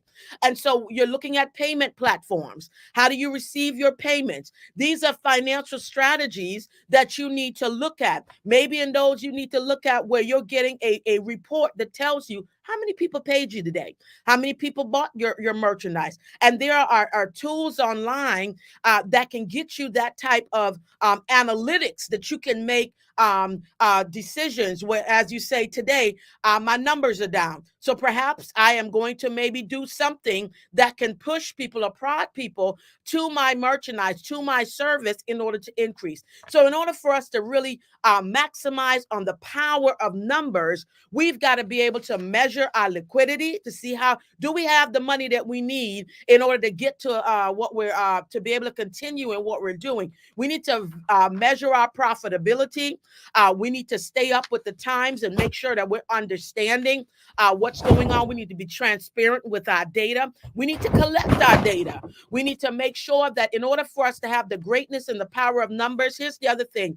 I worked with a client one time. Her numbers looked great. But about a year later, we realized that the reason why they looked so great is because she was more or less concentrating on presenting the revenue or presenting the profits, but the revenue actually, but she did not have, was not recording all of her expenses. And so by the time we looked at it, there were creditors that were pulling on monies that she owed, but because they were not recorded in the time frame. So she had to go back and restate. And by the time we restated all of her books, in order to do it on an accrual basis, we realized that she weren't doing as well as she thought she was doing. So there is power in numbers, your strategies, even your tax strategy. You need to, as a business professional, even as a personal person, you need to be able to create a tax strategy, a tax planning strategy, so that when the end of the year comes, that you're not looking at owing Uncle Sam a whole bunch of money because you did not maximize on your planning, your tax planning. And so that's something else that we do. We don't have the time to go into that. But as I recap on today, I just want to encourage you as a business owner, if you're embarking into getting into business, to understand that there is power in numbers. The numbers are more than what we see on the paper, and they tell a story. And so without looking at what you are doing, a bank, an accountant, a financial analyst can look at key numbers on your financial statement to look at. If your AR is low, but your AP, which is your who you owe, your accounts payable is high, we know that you're high risk because you owe more than you're bringing in. So we look at that. When we look at, all of your equity, do you have investments? Do you have investors? When you look at that, then you have a lot of monies that you owe, but you don't have a lot of money or current assets. You don't have any long-term assets. You're a high risk to someone who wants to lend you money. Someone who wants to, and not only from that perspective, but when you start looking at this, you want to make sure that you have positioned yourself to be able to scale. I want to end on that. In scaling, we might start a business, we might operate a business, but it comes a time that you have to grow a business. And when you're growing a business, we call that scaling. And so when you're scaling to the next level, the power of your numbers are very important. What your numbers tell those that are looking on, it tells a story. So as Proverbs says in 21:5, the plans of the diligent surely leads to profit. And so if we are diligent over the strategies in concerning our financial strategies, concerning what we do, it will result in profit. And as we're scaling, we can pray.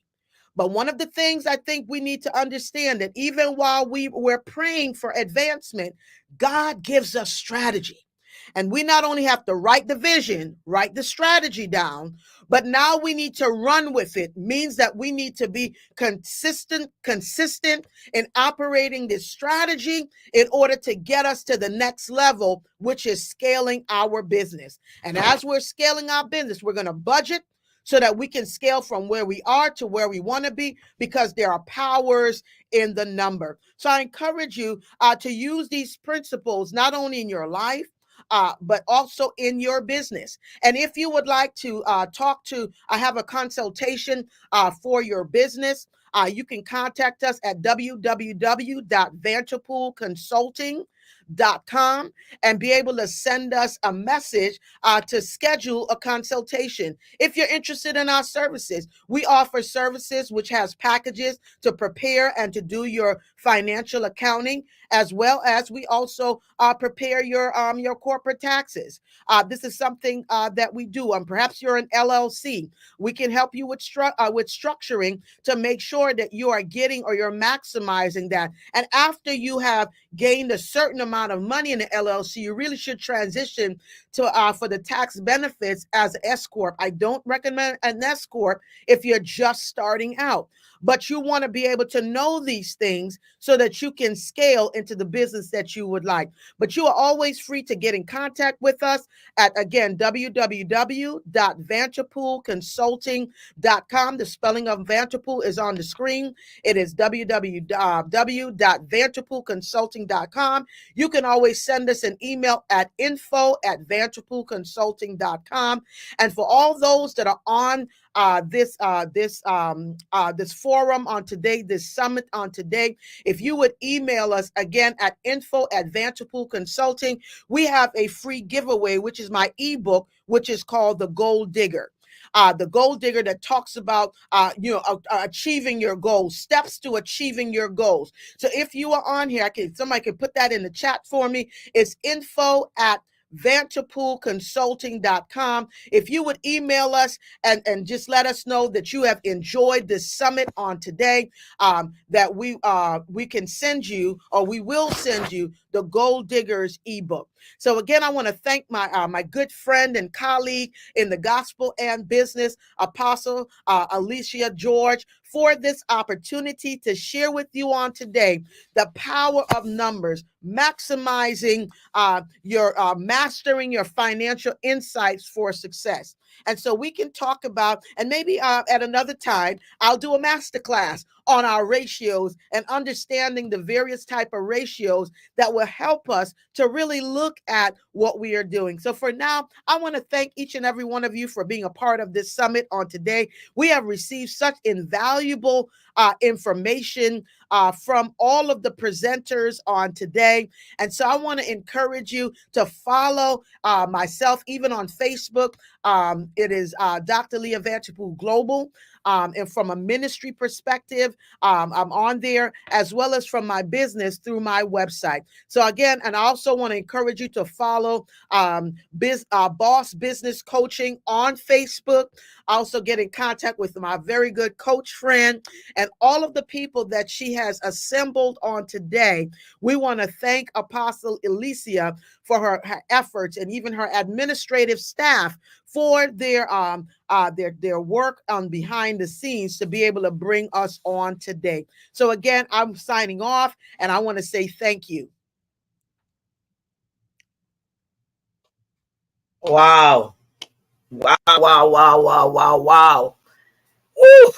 I'm telling you, there's so much going on in my head. Answer one question before I wrap up. Working capital.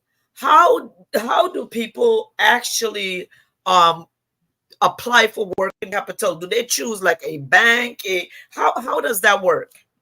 There are various different ways of applying for working capital. You are correct. You can get working capital, whether it's through a line of credit or a loan from the bank.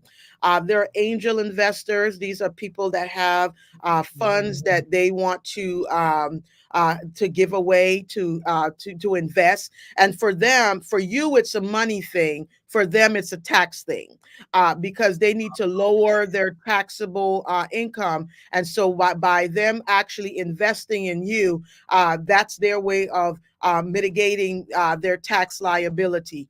Then there are crowdfundings. Crowdfundings are people who come together to say, hey, we want to invest in a particular company or a particular venture. So if you have a nonprofit organization, you might find group funding. Group funding can be stuff like GoFundMe. Don't really recommend it in this season that we're in. But group funding can also be, you have family members that say, okay, I want to do this. Would you loan me, let's say $1,000 or $500? And when I give it back to you in a year, I'll give you, let's say, $550. Or I'll double your money and give you $1,000. And so that's the buy-in for them with a group funding. And there are other ways to do creative funding. We Yes. like to use other people's money. But I want to stick a pin there before I release it, because in every aspect of everything I just mentioned, the one thing is key: your financial statements. The banks will not give you anything without their financial statements. That is the first thing they will request, in addition to wanting your what do you call it? The tax statements, your 1120. So they wanted your financial statements as well as your tax returns. That's the word, the tax returns. As well as if you're looking at angel investors, they want to look at your P&L. They want to look at your balance sheet. They want to look at your cash flow. So in everything, no matter how you're going to get working capital, it all starts with your financial statements, which will interpret to the power of your numbers with whether or not they deem you to be a good risk or whether or not a risk that they want to stay away from. Wow. Dr. Leah Vanterpool, thank you so very, very much for your insightful information, the power of numbers. Thank you for saying yes at this summit. And I will look forward to your masterclass. God bless you and have a fantastic afternoon. You too. Woo! We are at the end of day number 1. Thank you to all of you who have stuck and stayed with us throughout, who have come in, go out and come back in. I am so absolutely, today was powerful. Today was powerful. Day number 1. We have 2 more days to go. And I am telling you the information that we got from Dr. Yusin Hall this morning. Just absolutely fantastic. Dr. Anissa Short, our artist, Dianisa Watson, Dr. Joanne Bella. We had a lot going on today. Coach Sandra Pelton Sam, Coach, Grief Coach Kimberly Curls Fagan, Reverend Vera Wallach, the mindset coach, and last but not least, Apostle Dr. Leah Vanterpool. Listen, I'm not going to go into a whole lot more, but I will go into some of it later on tomorrow. But I want you to support me by going on Facebook and grabbing my book. It is called Take Flight. Take Flight. I think it's $9.99 on there, but I have it available for $10, but you can go. I prefer if you go actually and get it from on Amazon if you can. It's Take Flight. And what Take Flight is about is teaching you about what bird type entrepreneur you pattern after. And there's 9 birds that I have that I wrote about. And what it is, it tells you about the power of the day when you are actually more energized, when you get more work done. For instance, the Dove entrepreneur, they work at 5 a.m. to 8 a.m. and just push things out. Just get things done because that's their peak time of the day, their energy time of the day. Let me choose the other one, like the Falcon. The Falcon is a visionary. They are the ones from 5 p.m. to 8 p.m. at night.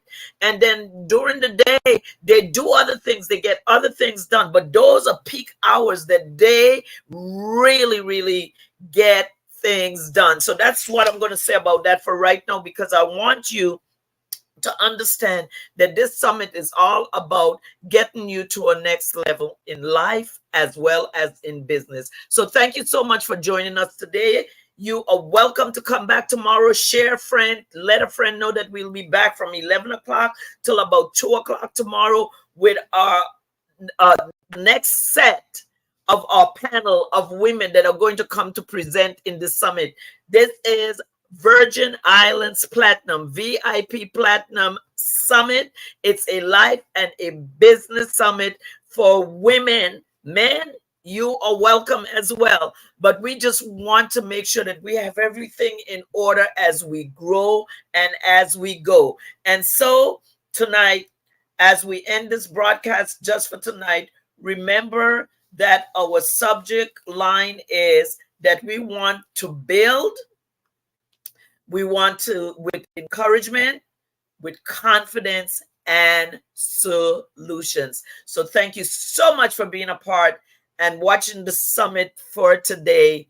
Please come back tomorrow and invite a friend. Again, I am Apostle Dr. Alicia George, and I am the Vision Coach. Good night.